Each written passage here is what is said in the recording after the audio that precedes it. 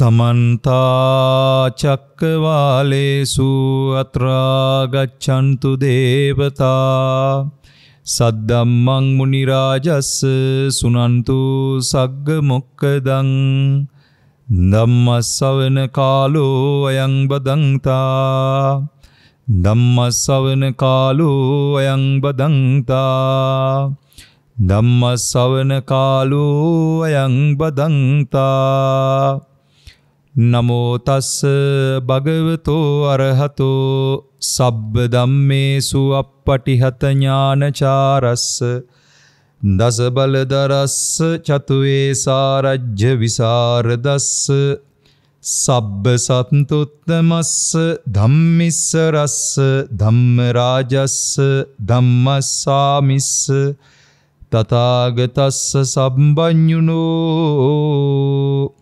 सम्मा सम्बुद्धस् नमो तस् भगवतो अरहतो सब्ब धम्मेषु अपटिहत ज्ञानचारस् दस बलधरस् चतुवेशारज्य विशारदस् सब्ब सत्तुत्तमस् धम्मिस्सरस् धम्मराजस् धम्मस्वामिस् तथागतस् सम्बन्युनो सम्मा सम्बुद्धस् नमो तस् भगवतो अरहतो सब्ब धम्मेषु अपटिहत ज्ञानचारस् दस बलधरस् चतुवेशारज्य विशारदस् सब्ब सन्तुत्तमस् धम्मिस्सरस् धम्मराजस् धम्मस्वामिस् तथागतस् सम्बन्युनो सम्मा सम्बुद्धस् साधु साधु साधु. හොඳයි සෑම සිළු දෙනාටම තෙරුවන් සරණයි. අද අපි ධර්ම දානමය පින්කම තුල සාකච්ඡා කරන්න බලාපොරොත්තු වෙන්නේ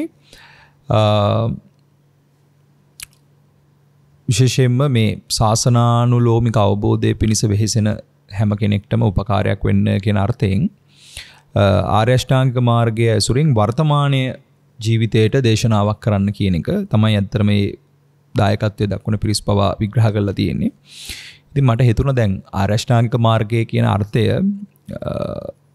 ලෝකය තුල අවබෝධ වීම තුලමයි ලෝකයෙන් එතර වීම කියන කාරණාවට. කියන්නේ ලෞකික ආර්ය අෂ්ටාංගික මාර්ගයේ තුලින්මයි ලෝකෝත්තර ආර්ය අෂ්ටාංගික මාර්ගයට ප්‍රතිපදාව පෙන්වන්නේ. එතකොට ආලෝකයෙන් ආලෝකයට යන ප්‍රතිපදාවක් මේ ශාසනය තුල තියෙන්නේ. ඉතින් ඒ අර්ථයෙන් අපි මේ ජීවත් වෙන ලෝකයේ වර්තමාන ලෝකයේ සන්දර්භමේ අපි ජීවත් වෙන වර්තමාන සන්දර්භය තේරුම් අරගන්නකොට ධර්මයේ තුලින් ඇත්තටම බොහොම පැහැදිලිවම අපි අපිටම නැඹුරු වෙලා තව තවත් ලෝකයෙන් එතර වීම පිණිස කල යුතු සහ විය යුත්තටම වටපරිසරය අපි අපේ පැත්තෙන් සකස් කරගන්නවා. ඉතින් ඒක ඒ විදිහට වෙන්නට ඒ මාර්ගයේ ඒ විදිහට විවරණය වෙන්නට උපකාරයක් වෙන්න කියන අර්ථයෙන් මම හිතුවා අද ධර්මදේශනාව මෙහෙවන්න වර්තමාන සන්දර්භය අපි කතා කරගමු. වර්තමාන සන්දර්භය කතා කරන්නට අපි බුදු පියාණන් වහන්සේගේ කාලේ වෙච්ච සිද්ධියක් එක්ක මේක විග්‍රහ කරගනිමු. මේ අද වර්තමාන සම්බන්ධයටත් ඒක ගලප ගන්නට ඉතාම උපකාර වෙන දේශනාවක් තමයි අද දේශනාව ඇත්තටම විග්‍රහ කරන්න බලාපොරොත්තු වෙන්නේ. අපි හැමෝම අහලා තියෙන බොහෝම වටිනා කියන සූත්‍රයක් තියෙනවා මේ දීඝනිකාය අග්ගඤ්ඤ සූත්‍රය.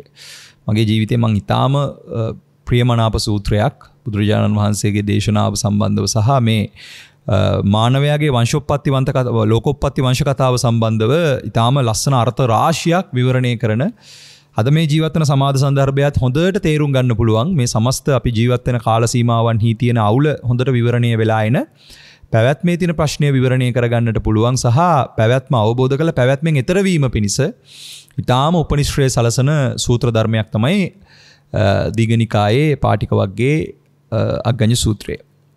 ඉතින් මේ සූත්‍රයේ තියෙන හරය මේ සූත්‍රයේ තියෙන සාරාංශය අපි විවරණය කරගන්න මහන්සි වෙමු. අපිට මේ මුළු සමස්ත සූත්‍රයම කියවන්න අඩුමතර මේක කියවපු පළවෙනි වාරات මට දැනුනේ මේක සම්පූර්ණ විග්‍රහයක් කරන්න ගියොත් අරමුතර මේ දවස් දෙකක්වත් මේක එක දිගටම සාකච්ඡා කරන්න පුළුවන් සූත්‍රයක්. දවස් දෙක තුනක් එක දිගට කතා කරන්න පුළුවන්.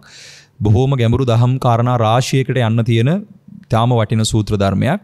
නමුත් දැන් අපිට මේ තියෙන කාල සීමාවට කොටු වෙලා අපිට සිද්ධ වෙනවා මේක සාරාංශගත කරගන්න. මම මේකේ සූත්‍රයේ තියෙන අර්ථය මේ සාරාංශය විග්‍රහ කරගෙන යන්නම්. හොඳ සිහියෙන් ඔබ සෑම සුළු දෙනෙක්ම ඒක ශ්‍රවණය කරන්න.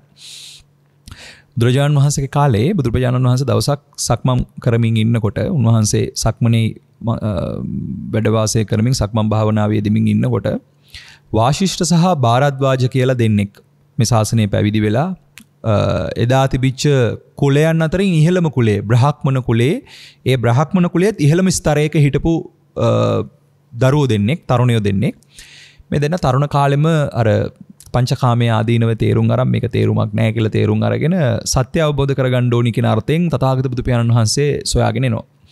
සොයාගෙන ඇවිල්ලා පැවිදි වෙච්ච දෙන්නෙක්. ඉතින් පැවිදි වෙලා ඒගොල්ලෝ බොහොම සතුටින් මේ ශාසනය ප්‍රගුණ කරමින් ශාසනය විවරණය කරමින් ශාසනය තමා තුළින් අවබෝධ කරගනිමින් හිටපු කාලේ මේ වාශිෂ්ඨ සහ භාරද්වාජ තමන්ගේ කුටි වලින් තමන් හිටපු කුටි වලින් එළියට ආවට පස්සේ දකින්න බුදුරජාණන් වහන්සේ ඈත සක්මන් කරමින් ඉන්නවා. මේ දෙනමත් මේ ස්වාමීන් වහන්සේලා දෙනමත් එතෙන්ට යනවා.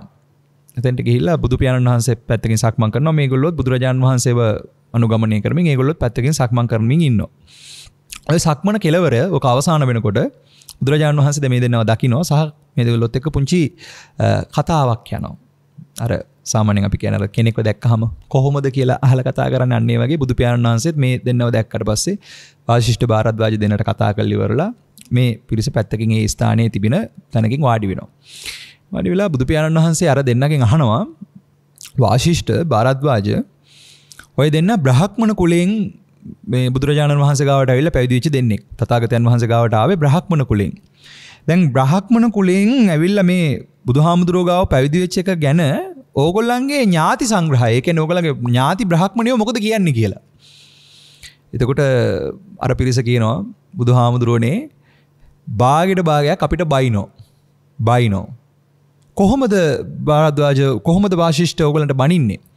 එතකොට කියනවා බ්‍රහ්මයාගේ මුඛයෙන් ඉපදිච්ච බ්‍රහ්මණ වංශිකයෝ බ්‍රහ්මයාගේ පාදයෙන් ඉපදිච්ච මේ ශ්‍රමණයෝ ගාව ගිහිල්ලා පැවිදි වෙනවා කියලා මේක අපේ කුලයට කරන අපේ වංශයට කරන අපේ වර්ණයට කරන මහා නින්දාවක් කියලා ගොඩක් බ්‍රහ්මණයෝ අපිට බයිනවා බුදුහාමුදුරනේ ඒ ගමට පිණ්ඩපාත ගියොත් බැනුම් තමයි හැමදැනින්ම අහලා ඉන්නේ කියලා කියනවා.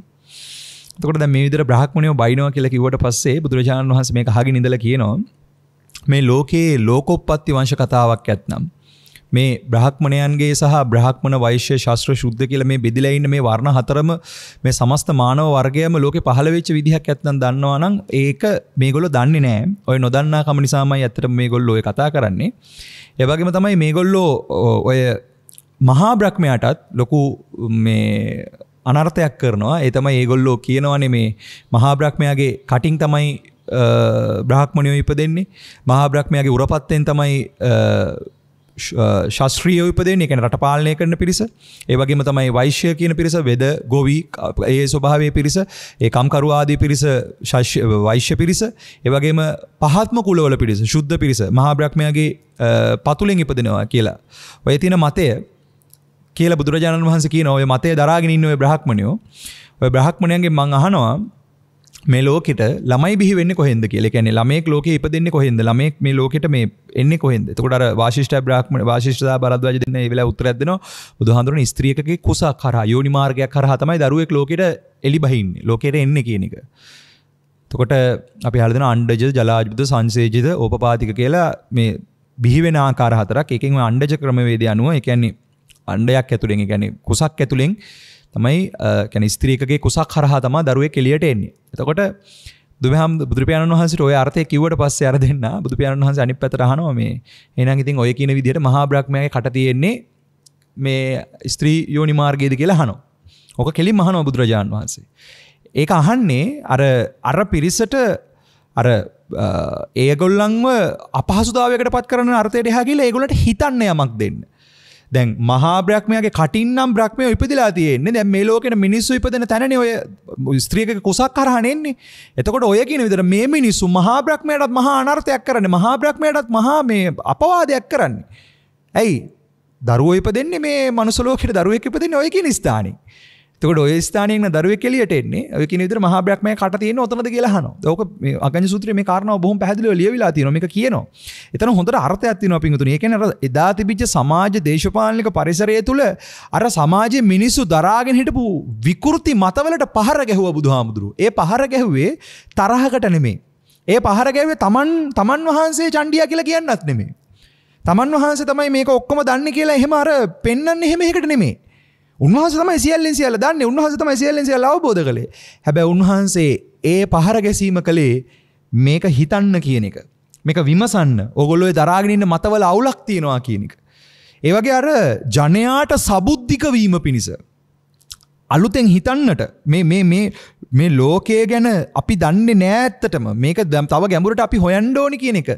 ඒ පිරිස දරාගෙන ඉන්න සාම්ප්‍රදායික මතවල ප්‍රශ්නයක් තියෙනවා කියන එක. ඒ දරාගෙන ඉන්න මතවාද නෙමෙයි ඊට ගැඹුරු කතාවක් මෙතන තියෙනවා කියන එක. බලන්නට යම් මෙහෙයවීමක් බුදුරජාණන් වහන්සේ එදා කළා. ඒක ඒ අවස්ථානුකූලවයි ඒක කළෙත්. එතකොට දැන් මේ කතාවෙන් පස්සේ බුදුහාමුදුරුවෝ මේ ඔක්කොම කතාවලින් පස්සේ ඊට පස්සේ කියනවා වාර්ෂිෂ්ඨ භාරද්වාජ ඇත්තට මේ බ්‍රාහ්මණයොත් අසරණයි. මේගොල්ලෝ දන්නේ නැහැ. මේගොල්ලෝ අහලා නැහැ. මේගොල්ලෝ දන්නේ නැහැ මේ ලෝකේ මානවයාගේ වංශෝත්පත්තිය මොකක්ද කියන එක. කොහොමද මානව ප්‍රජාව මේ ලෝකේ පහළ වෙන්නේ කොහොමද කියන එක මේගොල්ලෝ දන්නේ නැහැ. ඒ නොදන්නා කම නිසා තමයි ඔය වගේ දුර්මතවල ඉඳගෙන ඒගොල්ලෝ මහා අනර්ථයක් කරගනිමින් ඉන්නේ කියලා.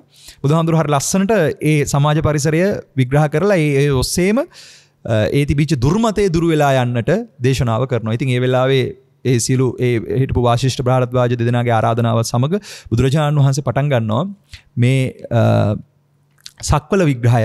ඇත්තරම මේ සක්වලක් තුල මේ අර අපි කියන මහා අන්තක්කල්පයක් විනාශ වෙලා අන්තක්කල්පයක් සමායන මහා කල්පයක් විනාශ වෙලා කල්පයක් ආරම්භ වෙනකොට වෙන සංසිද්ධිය විග්‍රහ කරන්න.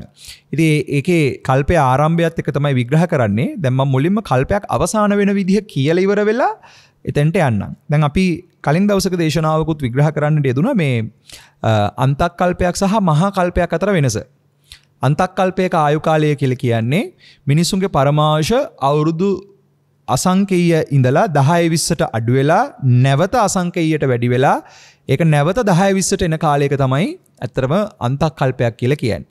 ඒතකොට අන්තක්කල්පය 64ක් එකතු වුණාම අපි කියනවා සංවට්ටායි කියලා. ඒ කියන්නේ අපි කතා කරන මහා කල්පයක් විනාශ වෙලා යන කාලය. විනාශ වෙන යන කාලය තමයි සංවට්ටායි. ඒක විනාශ වෙලා ඉවර වෙලා පවතින කාලය කියනවා සංවට්ටායි කියලා. ඒක අන්තක්කල්ප 64කින් විග්‍රහ කරනවා.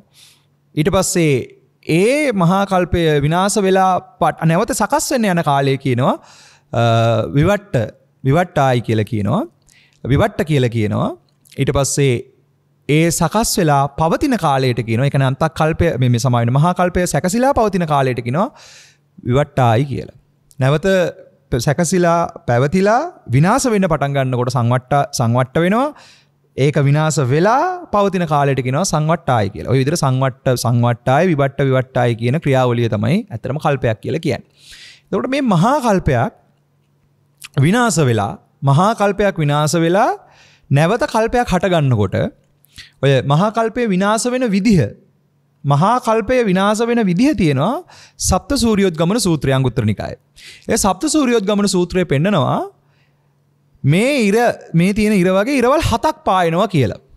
කියන්නේ මේ සක්වලට ඉරවල් 7ක් පායනවා මේ විනාශය සිද්ධ වෙනකොට. ඉරවල් 7ක් පායලා ඕකෙන් තුන්වෙනි ඉර වගේ පායනකොට ඇත්තටම මිනිස්සුયો පිච්චිලා යනවා. ඒ කියන්නේ අපිට මේ කයෙන් ඉන්න බැරි වෙනවා. අපිට අපේ මේ කයවල සම්පූර්ණ පිච්චිලා යනවා. පිච්චිලා සත්‍යයා අර මම ඉස්සෙල්ලා කිව්වේ විනාශ වෙන්න පටන් ගන්නවා. විනාශ වෙනවා වෙලා පවතිනවා. අන්නේ විනාශයෙන් පස්සේ ඒ කියන්නේ මේ සත්‍ය අර සූර්යාලෝකයේ රශ්මිය සහ ඒ මහා රශ්මි කදම්බත් එක්ක මේ කල්පය විනාශ වෙනකොට මේ සියලුම මනුස්ස ලෝකේ ඉන්න පිරිස විනාශ වෙලා යනවා. මේගොල්ලෝ විනාශ වෙලා මේගොල්ලන්ගේ මේ ඝනකය විනාශ වෙලා යනවා. ඝනකය විනාශ වෙලාට ගියාට පස්සේ මේගොල්ලන්ගේ මනෝමය ස්වභාවය මනෝමය කායිකත්වය තෘතීය දහන් තලයට එනවා කියලා කියනවා. ඒ කියන්නේ තෘතීය දහන් ස්වභාවය අත්දකින්න පටන් ගන්නවා. මේ තුන්වෙනි දහනෙන් මේගොල්ලෝ ඒ ස්වභාවයම අර සියුම් කයකින් නැවත යනවා ආපු ලෝකයට හේවත් ආබස්සරට යනවා. බ්‍රහ්ම තලයක් ඒක. ඒ බ්‍රහ්ම තලයට යනවා. ආබස්සර බ්‍රහ්ම තලයට. ඕන් ඔය බ්‍රහ්මතලයට ගියාට පස්සේ මේ දැන් මේ පෘථුවිය පැවතිච්ච ප්‍රදේශය මේ ඔක්කොම ඝන අන්ධකාරයෙන් වැහිලා තියෙන්නේ. ආයි අන්තක්කල්ප 64ක් යනකොට මේක සකස් වෙන්න පටන් ගන්නවා. මේ රස පෘථුවිය කියන එක ක්‍රමානුකූලව සකස් වෙන්න පටන් ගන්නවා. බුදුහාමුදුරුවෝ දීඝනිකායේ මේක හරිය ලස්සනට පෙන්නනවා වාශිෂ්ඨේනි දික්කලක් ඇවෑමෙන් කිසියම් සමයක මේ ලෝව වෙනසෙන්නේද එසේ වූ කාලය වෙයි. කියන්නේ සංවට්ටායි සංවට්ට වෙලා ගියා සංවට්ට වුණා විනාශ වුණා. එසේ වූ කාලෙන් පස්සේ පවතින කාලය. ඒ කියන්නේ විවට්ටායි කියන කාලයේදී දැන් මේක නැවත සකස් වෙන්න ගත්තා. එසේ ලොව නැසෙන කල්ලි සත්වයෝ බෙහෙවින් ආබස්සර බඹලොවට යයි. මේ ඔක්කොම සත්‍ය ප්‍රජාව නැවත ආබස්සර බ්‍රහ්මතලයට යනවා කියලා කියනවා. ඒ බ්‍රහ්මතලයට ගිහිල්ලා ඔහු එහි ධාන චිත්ත බලයෙන් උපන්නෝ වෙති. ප්‍රීතියම ආහාර කොට ඇත්තාහු වෙති. තුමූම අහසින් යන්නාහු වෙති. දැන් මේ පිරිස ධ්‍යාන චිත්ත බලයෙන් අන්තක්කල්ප 64ක් ආබස්සර බ්‍රහ්ම ලෝකේ රැඳෙනවා. දැන් මේ කාලය මෙහෙම ඉඳලා ඉවර වෙලා දැන් මොකද වෙන්නේ? ධ්‍යාන චිත්ත බලයෙන් උපන්නෝ වෙති ප්‍රීතියම ආහාර කොට ඇත්තාහු. දැන් මේගොල්ලන්ගේ ආහාර දැන් මේ අපි ගන්නවා වගේ ඝන ආහාර නෙමෙයි. බ්‍රහ්මයන්ගේ ආහාරය ප්‍රීතිය. ප්‍රීතියෙන් ඉන්නේ. සතුටින් ඉන්නේ. ප්‍රීතිය ආහාර කරගත්ත ධ්‍යාන චිත්ත බලය. දැන් ඒගොල්ලෝ ඉන්නේ කාමාවචර චිත්තයක නෙමෙයි. කාමාවර චිත්ත රටාව නෙමෙයි වැඩ කරන්නේ. දැන් වැඩ කරන්නේ රූපාවචර චිත්ත රටාව. දැහන් චිත්තය කියන එක. දැන් මනුස්ස තලයේ ඉන්න ඔබ අපටත් අපේ මනස දියුණු කරලා භාවනාවක් තුලින් දියුණු කරලා දැහන් වලට සමවදින්න පුළුවන්. දැහන් චිත්තයකට ගේන්න පුළුවන්. දැන් අර බ්‍රහ්මකායික පිරිස අත්දැකීමින් ඉන්නේ දැහන් චිත්ත බලය. දැන් මේ දැහන් චිත්ත බලය අත්දකින්න මේගොල්ලෝ අර මහා කල්පය අවසාන වෙනකොට ඒ කියන්නේ සංවට්ටය වෙනකොට මේක විනාශ වෙලා යනකොට මේගොල්ලෝ සම්පූර්ණ මේගොල්ලන්ගේ ඝන කය අතහැරලා ඉවර වෙලා අතහැරිලා ඒගොල්ලෝ තුන්වෙනි දැහන් තලයට ඇවිල්ලා මනෝමය කයකින් නැවත යනවා ආබස්සර තලයට. ඒ ආබස්සර තලයේ අන්තක්කල්ප 64ක් ජීවත් වෙනවා. දැන් ඔන්න ඔය විදිහට මේගොල්ලෝ ඉන්නවා ප්‍රීති ආහාරකටගෙන. ඒ කියන්නේ මහා කල්පයේ මේ පෘථුවිය විනාශ වෙලා ගියාට පස්සේ මේ සමස්ත මේ කල්පයේ මේක විනාශ වෙලා ගියාට පස්සේ මේගොල්ලෝ බ්‍රහ්මතලයකට ගිහිල්ලා ඒ බ්‍රහ්මතලයේ කාලයක් ඉඳලා තා දීර්ඝ කාලයක් ජීවත් වෙලා. ඒ කියන්නේ අර කල්පය විනාශ වෙලා කල්පය සකස් වෙන පටන් ගන්න කාලේ මේගොල්ලෝ බ්‍රහ්මයේ ඉන්නේ. ඉඳලා නැවත මේක සකස් වෙගෙන එනකොට ඒ කියන්නේ රස පෘථුවිය නැවත ක්‍රමානුකූලව සකස් වෙගෙන එනකොට මේ මනුස්ස ලෝකයේ මේ රස පෘථුවිය සකස් වෙගෙන එනකොට නැවත මේගොල්ලෝ එනවා මෙහි. දැන් ඔන්න කියනවා අහසින් යන්නාහු වෙති සිත්කල් වස්ත්‍රාභරණ හැඳ පෙළප සිටින්නාහු වෙති එහි ඊතා බොහෝ කලක් සිටිත් වාශිෂ්ඨේනි දික්කලක් ඇවෑමෙන්. ඒ කියන්නේ දිගු කාලයකට පස්සේ කිසියම් සමයක මේ ලොව හටගන්නේද? එතකොට මෙතන හටගන්නවා කියලා කියන්නේ මේ පෘථුවිය, මේ රස පෘථුවිය නැවත සකස් වෙනවා කියන එක. දැන් ඔය මහා පිපුරුම් වාදයට යනකොට ඒගොල්ලෝ කියනවා දූවිලි අංශු එකතු වෙලා තමයි මේ ප්ලැනට් එක හැදිලා තියෙන්නේ කියලා. දැන් ඒක ටිකක් ළඟට එනවා මේකට. හැබැයි මම මේකට නම් සමාන කරන්නේ නැහැ ඒගොල්ලන්ගේ කතන්දරේ. ඒගොල්ලෝ කියනවා මහා පිපුරුම් වාදය කියන්නේ එක කාලයකදී මේ පෘථුවිය පුපුරලා යනවා, සම්පූර්ණ එක්ස්පෑන්ඩ් වෙලා පුපුරලා යනවා. පුපුරලා ගිහිල්ලා ඉවරලා දූවිලි අංශු නැවත එකතු වෙලා තමයි මේක පටන් ගන්න. පටන් අරගෙන ඒකසෛලික ජීවියෙක් තමයි මුලින්ම එන්නේ. ඒකසෛලික ජීවියාගෙන් ඉඳලා ක්‍රමානුකූලව මේක ව්‍යාප්ත වෙලා ගිහිල්ලා ඊට පස්සේ මේක මාළුවෙක් බවට පත් වෙලා ඒ මාළුවා පරිණාමය වෙලා වානරයෙක් බවට ඇවිල්ලා වානරයා පරිණාමය වෙලා මිනිසෙක් බවට පත් වෙනවා කියන එක. ඒ පරිණාමික විග්‍රහය නෙමෙයි බුදුදහමේ තියෙන්නේ. ඊට වැඩිය ගැඹුරු එකක්. ඊට වැඩිය තාර්කානුකූල සහ ඊට වැඩිය ගැඹුරු කතාවක් එතන තියෙනවා. ප්‍රායෝගිකව අවබෝධ කරගන්න ඕනේ කතාවක් එතන තියෙනවා. එතකොට මේකේ බුදුහාමුදුරුවෝ පෙන්නනවා දැන් ආභාසර බ්‍රහ්ම ලෝකේ ගියපු පිරිස බොහෝ කාලයක් ආභාසර බ්‍රහ්මනිකායේ ඉන්නකොට ලොව හටගන්නා සමයේ ඒ කියන්නේ නැවත මේ රස පෘථුවිය සකස් වෙන්න පටන් ගන්නකොට ලොව හටගන්නා සමයේ බෙහෙවින් සත්තු ආභාසර බ්‍රහ්මනිකායෙන් සැව මේ මිනිසත් බවට පැමිණෙති. අර බ්‍රහ්මකායික ස්වභාවයේ ඉන්න පිරිස නැවත මේ මනුස්ස තලයේ මේ සකස් වෙන රස පෘථුවිය ඇසුරු කරගෙන ජීවත් වෙන මෙහෙ එනවා කියලා කියනවා. දැන් ඔය ප්‍රබන්ධ කියනකොට විශේෂයෙන් ෆික්ෂන්ස් කියනකොට ඔය ආතසි ක්ලාක් මහත්තයාගේ ඊට පස්සේ ඔය විද්‍යා ප්‍රබන්ධ එහෙම කියවලා තියෙනවා නම් ඒවා කියනකොට අපි ඒවා සහ ඊට පස්සේ ලෝකේ මතවාද විදිහට කියනවා මේ පිටසක්වලක දියුණු ජීවීන් කොටසක් තමයි ඇවිල්ලා මේ අපිව මේ අපේ පෘථුවිය ජනාවාස කළේ කියලා. ඇත්තටම අපි එනකොට ඊටාම දියුණු කට්ටියක්. මොකද අපි එන්නේ බ්‍රහ්ම ස්වභාවයෙන් සුද්ධ ස්වභාවයෙන්. හැබැයි පිටසක්වල නෙමේ. මේ සක්වලේම බ්‍රහ්ම රූපාවචර බ්‍රහ්ම ලෝක 16න් එකක ඉඳලා එන්නේ. ආභාසර බ්‍රහ්ම ලෝකේ. ආභාසර ඉඳලා තමයි මෙහෙ එන්නේ. ආභාසර බ්‍රහ්මයෝ විදිහට.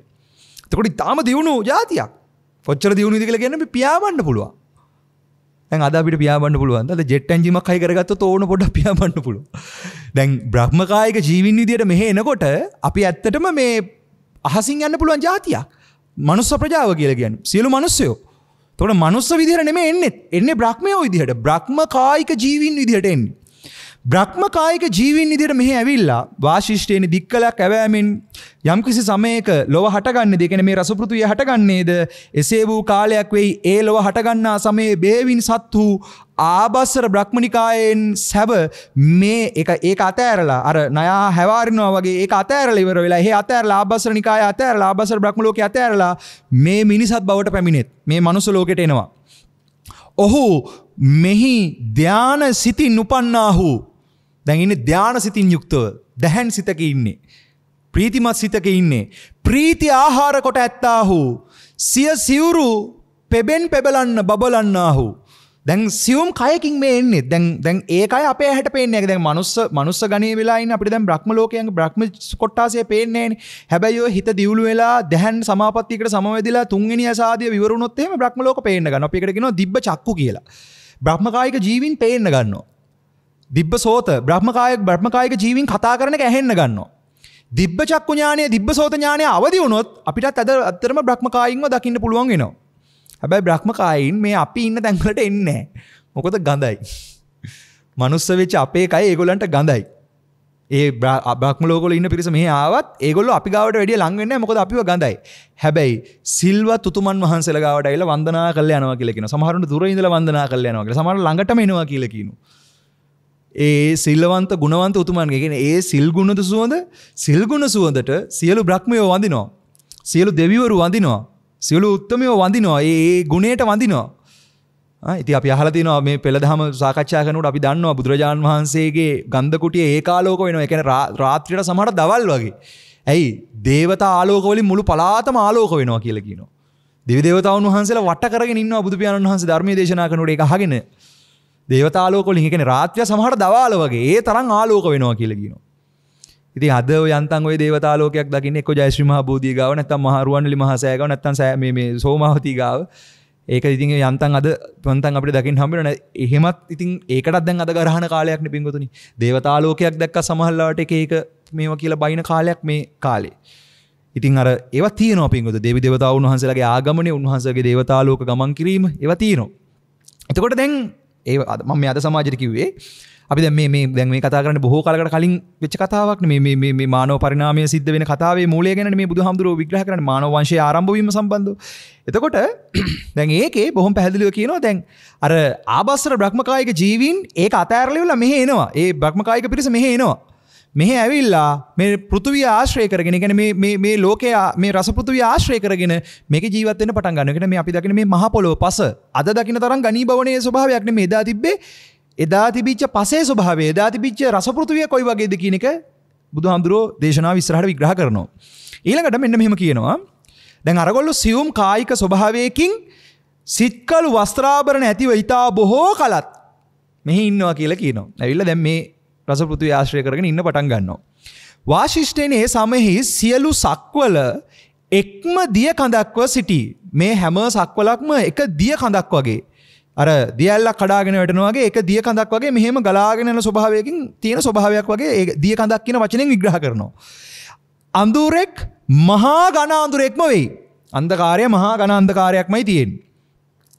සඳු හිරු නොපැනෙත්. අපි මේ දකින ඉරහඳ තියෙන්නේ. ඔය අපිට දැන් අද පේන ඉරහඳ නැහැ කියනවා. ඉරහඳක් පේන්නේ නැහැ කියනවා. නකත්හු තරුහු නොපැනෙත්. තාරකාව මේ තරු තාරකාව සූර්යෝ මෙලෝ දෙයක් නැහැ. ඒ කිසි දෙයක් පේන්නේ නැහැ. ඍතු සංවරයෝ නොපැනෙත්. මොනවද ඍතු? අපි කතා කරන සීත ඍතුව, උෂ්ණ ඍතුව, ඊට පස්සේ ග්‍රීෂ්ම ඍතුව, අපි ඔය කතා කරන ඍතු තියෙන්නේ. ඒ ඍතු ස්වභාව මෙලෝ දෙයක් නැහැ. එහෙම ඍතු ස්වභාවයක් නැහැ. ඊළඟට කියනවා ස්ත්‍රී පුරුෂයෝ නොපෙනෙත්. දැන් අර බ්‍රහ්මකායික ජීවීන් මෙහෙ එනකොට ස්ත්‍රීන් පුරුෂයෝ විදිහට නෙමෙයි එන්නේ. ඔක්කොම එන්නේ එකම බ්‍රහ්ම ස්වභාවයකින්. ඒගොල්ලන්ට ලිංගික අවයව තිබ්බේ නැහැ. ඒගොල්ලෝ බහිශ්‍රාවී පද්ධතියක් ඒගොල්ලන්ට තිබ්බේ නැහැ. ඒගොල්ලෝ එකම සුද්ධ ස්වභාවයකින් එකම ධ්‍යාන චිත්තයකින් සියුම් කයකින් ඇවිල්ලා ප්‍රීතියම ආහාර කරගෙන මේක මේ සැරිසරමින් ඉන්නවා. ඒගොල්ලන්ගේ ආලෝකය ඒගොල්ලමයි. ප්‍රභාස්වර ආලෝකයක් ඒගොල්ලන්ට තිබ්බේ. ඒ දැහැන් ආලෝකයෙන් ප්‍රීතිය මාහාර කරගෙන සිවුරු පෙබෙන් බබලන්නා වූ අහසින් යන්නා වූ මේ පිරිස දැන් ආන් මෙහෙම හැරිසරනකොට බුදුහාමුදුරුවෝ කියනවා මේ කාලයේදී මේ කාල සීමාවේ කාලයේදී මුළු සක්වලම එක දිය කඳක් වගේ හැමතැනම තියෙන මහා ඝන අන්ධකාරයක්, හිරසඳු කියලා එකක් පැනවිලා නැහැ, නකත් හරුහු නැහැ, රෑ දවල් නැහැ, මාස පක්ෂියෝ නැහැ. අද අපි කතා කරන මාස මේ මාස පැනීමේ මෙලෝදයක් නැහැ. ස්ත්‍රී පුරුෂ භාවයේ නැහැ. සත්වයෝමයි විවාහාරයට පැමිණෙත්. මේගොල්ලොම හඳුන්වගත එකම අර්ථයයි. ඒ තමයි සත්ව කියන නම. ඒ සත්ව කියන හැඟීම තිබ්බා. දැන් සත්ව කියන වචනේ මේගොල්ලෝ කතා කරේ කටින් නෙමෙයි. මේගොල්ලන් කතා කළේ මේකේ හැඟීම් භාෂාවක්. ඒ හැඟීම් භාෂාව කියලා කියන්නේ ඉස්සරහට එන කෙනාගේ හිත දකින්න පුළුවන් මේ කෙනාට. තමන් ළඟට එන අනිත් බ්‍රහ්මයෙක් මෙහෙම ළඟට එනකොට මේ බ්‍රහ්මයාට මෙයාගේ හිත තේරෙනවා. අන්න බ්‍රහ්ම කනෙක්ෂන් එක. දැන් ඔය හිත තේරෙන ස්වභාවයට වචන නැහැ. ඒකට අපි කියනවා මූල භාෂාව. අපි ඔකට කියනවා මාගධී භාෂාව කියලා. දැන් බුදු කෙනෙක් බණ කියන භාෂාවත් මාගධී භාෂාව. දැන් අද මරා ගන්නෝනේ මාගධී භාෂාවට ගොඩක් කට්ටිය. බුදු කෙනෙක් ගාව තියෙන හැඟීම් භාෂාව. හැඟීම් භාෂාවට වචන නැහැ පින්වතුනි. වචන අපි ඒ ක්‍රමානුකූලව පසු කාලීනව වචන කියන එක හැදෙන්නේ. ඒ කියන්නේ අර බ්‍රහ්ම ජීවිතය අයින් වෙලා බ්‍රහ්ම ස්වභාවය අයින් වෙලා දැන් ඉස්සරහට අපි ඒක විග්‍රහ කරනවා. ක්‍රමානුකූලව මේ රස පෘථුවියට බැඳෙන්න පටන් අරන් ක්‍රමානුකූලව කාලන රූපය යනකොට තමයි අර හැඟීමෙන් කතා කරන එක අයින් වෙලා ගිහිල්ලා වචනෙන් කතා කරන්න පටන් ගන්න. එතකොට මූල මේකෙදී අපි මේ කතා කරනවා වගේ වචන නැහැ. හැබැයි වචන නැති වුණාට වචනයෙන් මෙහෙම කතා නොකලට හැඟීම තේරෙනවා. දැන් ඕක තේරෙන උදාහරණයක් කියන්නම්. දරුවෙක් ගෙදර ඉන්නකොට ඒ දරුවා හිතන්න උදේටත් කාලා නැහැ, දවල්ටත් කාලා නැහැ, රැටත් කාලා නැහැ. අම්මා බලාගෙන ඉන්න ළමයා දිහා අම්මට තේරෙනවා වචනයක්වත් අහලා නෙමෙයි. කොල්ල කාලා නැහැ. හැංගීම. ළමයා කාලා නැහැ. ඒ හැංගීම තේරෙන. අදටත් අපි ගාවේ හැකියාව තියෙනවා. තව කෙනෙක් ඉස්සරහට එනකොට මේක ඇවිල්ලා ඉන්නේ තරහෙන්ද, වෛරයෙන්ද, නැත්තම් මෙයා ඉන්නේ සතුටින්ද? මෙයාට මොකද්ද වෙන්නේ කියන එක අර සාමාන්‍ය මට්ටමකින් අපිට දැනෙනවා. මෙයා ඉන්න ස්වභාවය. ඔය සමහර තැන්වල තියෙන දැන් ගෙදර තාත්තට එහෙම තරහ ගිහිල්ලා ඉන්න වෙලාවට අපි යන්නේ නැහැනේ තාත්තත් එක්ක කතා කරන්න. තාත්තා වචනයක්වත් අපිට කියලා නෙමෙයි. සමහරවිට තාත්තගේ අර එක පොඩි හැඟීමක් දැකලා, එක දෙයක් දැකලා අපි වචනයක් කතා කරලා නෙමෙයි. අපිට තේරෙනවා තාත්තා තරහෙන් ඉන්නේ කියලා. මේ හැඟීම් භාෂාව කතා කරනවා කියන තැන. දැන් ඔය හැඟීම හොඳටම මම දැක්ක ඔය මේව කරගන්න කට්ටියක් තමයි බිහිරි ප්‍රජාව. ඒගොල්ලෝ අඩුවක් නැතුව ඒගොල්ලන්ගේ හැඟීම් ප්‍රකාශ කරගන්නවා. හැබැයි අපේ ක්‍රමයට නෙමෙයි. අපි මෙහෙම කතා කරනවා වගේ නෙමෙයි. ඒගොල්ලෝ මේ අතින් පයින් සංඥා මාධ්‍යෙන් කරන්නේ. අපි හස්ත සංඥා මුද්‍රාය. ඒ වගේ දැන් ඒ හැඟීම සම්ප්‍රේෂණය කරගන්නවා කියන එක. හැඟීමක් තේරුම් ගන්නවා කියන එක. දැන් ඒ වගේ එදා හිටපු පිරිස කටින් කතා කළේ නැහැ. ඒගොල්ලෝ තම තමන්ගේ අදහස් වමාරු උනේ හිතකින් හිතකට යන බලවේගයක් වගේ හිතක අර ඉස්සරහට එන කෙනාගේ හිත මෙයාට දැනෙනවා. මෙයාගේ හිත මෙයාට දැනෙනවා. ඉතින් ඒගොල්ලන්ට හංග ගන්න දේවල් තිබෙත් නැහැ. ඉතින් ඔන්න මොකද වෙන්නේ? මේගොල්ලෝ ඒගොල්ලොන්ව හැංගින්නුවේ එකම නමකින්. ඒ තමයි සත්ත්ව කියන. ඒ සත්ත්ව කියන හැඟීම තුල හැමෝම ඉන්නේ. දැන් ඒකයි බ්‍රහ්මයෝ වේවා, දෙවියෝ වේවා, මිනිස්සුයෝ වේවා සියලු සත්ත්වයෝ සත්ත්ව. එතකොට දැන් මේගොල්ලන්ව හැඳින්නුවොත් මේගොල්ලන්ව හඳුන්වන්නේ සත්වය කියන නමින්මයි, සත්වය කියන හැඟීමෙන්. සත්වයෝම විවාහයට පැමිණෙත් වාශිෂ්ඨ නිග්බිති යම්සේ නිවෙන්නා වූ හුණු කිරි මත්තේහි යොදයක් වේද එසේම රස පොළොවේහි ඒදිය මතුහි සිසාරා පැතිරගෙන පහළ විය. දැන් මොකද වෙන්නේ? අර ක්‍රමානුකූලව රසපෘථුවිය දැන් මේගොල්ලන්ගේ පැමිණීමත් එක්ක ක්‍රමානුකූලව සකස් වෙමින් තිබ්බේ. මේක දැන් ඔන්න නැගි එන්න ගන්නවා. අර දිය කඳක් වගේ තිබිච්ච මේ ස්වභාවය තුල දැන් අන්න හුණු කිරි මත්තේහි යොදයක් වේද. ඔයගොල්ලෝ දැකලා තියෙනවා නම් ඔය හරක්ගෙන් ගන්න මී කිරි මිදෙන්න තිබ්බට පස්සේ මිදුනට පස්සේ ඒ මී කිරි උඩ යොද තට්ටුවක් බැඳෙනවා. යොද තට්ටුව වගේ මේ මහ පොළොව හරියට යොද තට්ටුවක් වගේ යොදයක් වගේ සකස් වෙනවා කියලා කියනවා. හුණු කිරි මත්තේ යොදයක් වේද එසේම රස පොළොවේහි ඒ දිය මතුයේහි. ඒ කියන්නේ රස පොළොවේ තියෙන මේ දිය කඳ මත්තේහි මෙන්න මේ යොද තට්ටුව සකස් වෙන්න පටන් ගත්තා කියලා කියනවා. දැන් අදටත් අපි ඉන්නේ සාගරයක් උඩනේ. සාගරයට පොල් එල්ලක් දැම්ම වගේ තමයි මේ මහද්වීප ටික පාවි තියෙන්නේ. ඒකෙන් දේශනාව පෙන්නනවා මහා මේරුව වට කරගෙන සප්තමහා සාගරය කියලා කියන සප්තමහා සාගරය කියලා අපි දන්න සාගරේනේ. අපි දන්න සප්තමහා සාගරයට එහා ගිහපු මහා සාගරයක් තමයි අපිට තියෙන්නේ. අපි ඒකට කියනවා කිරි මුහුද කියලා. ඕන් ඔය කිරි මුහුදේ පාවෙන දිවයින් 4ක් තියෙනවා. ඒ තමයි ජම්බුද්වීපය. ජම්බුද්වීපය කියලා කියන්නේ මේ සමස්ත අපි ජීවත් වෙන පෘථිවි තලය. මේකෙම තව ද්වීපයක් තියෙනවා. ඒකට කියනවා උතුරු කුරු දිවයින. ඒ තව දිවයිනක් තියෙනවා පූර්ව ගෝයානේ. තව ගෙනක් තියෙනවා අපර ගෝයානේ. දැන් ඒ දිවයින් වල කට්ටිය මෙහෙ එනවා. මෙහෙ කට්ටියට එහෙ යන්න බෑ. අපිට උතුරු කුරු දිවයින ගෝචරත් නැහැ. ඒ කියන්නේ මේ ජම්බුද්වීප තලයේ ඉන්න පිරිස. ජම්බුද්වීපය කියලා කියන ජම්බුද්වීපය කියන වචනේ එක එක තැන්වල එක එක විදිහට ගන්නවා. දැන් මේතන ජම්බුද්වීපය කියලා කියන්නේ සමස්ත පෘථුවිය කියන එක. අතීතයේ ඉන්දියාවට කියලා තියෙන ජම්බුද්වීපය කියන එක. හිමාලයේ තිබිච්ච විශාල ජම්බු ගහක් මුල් කරගෙන ඒ කාලෙත් ওই ප්‍රදේශෙට ජම්බුද්වීපය කියලා තියෙනවා. එතකොට දැන් ඒ ජම්බුද්වීපයේ වචනේ ඒ අදාළ තැනදී ඒ ගැඹුර බලන්න ඕනේ අපි. ඒක විමර්ශනය කරලා ගේන්න ඕනේ. එතකොට මේ මහා මේරුව කියන දැන් මහා මේරුව අපිට හැඩ පේන්නේත් නැහැ.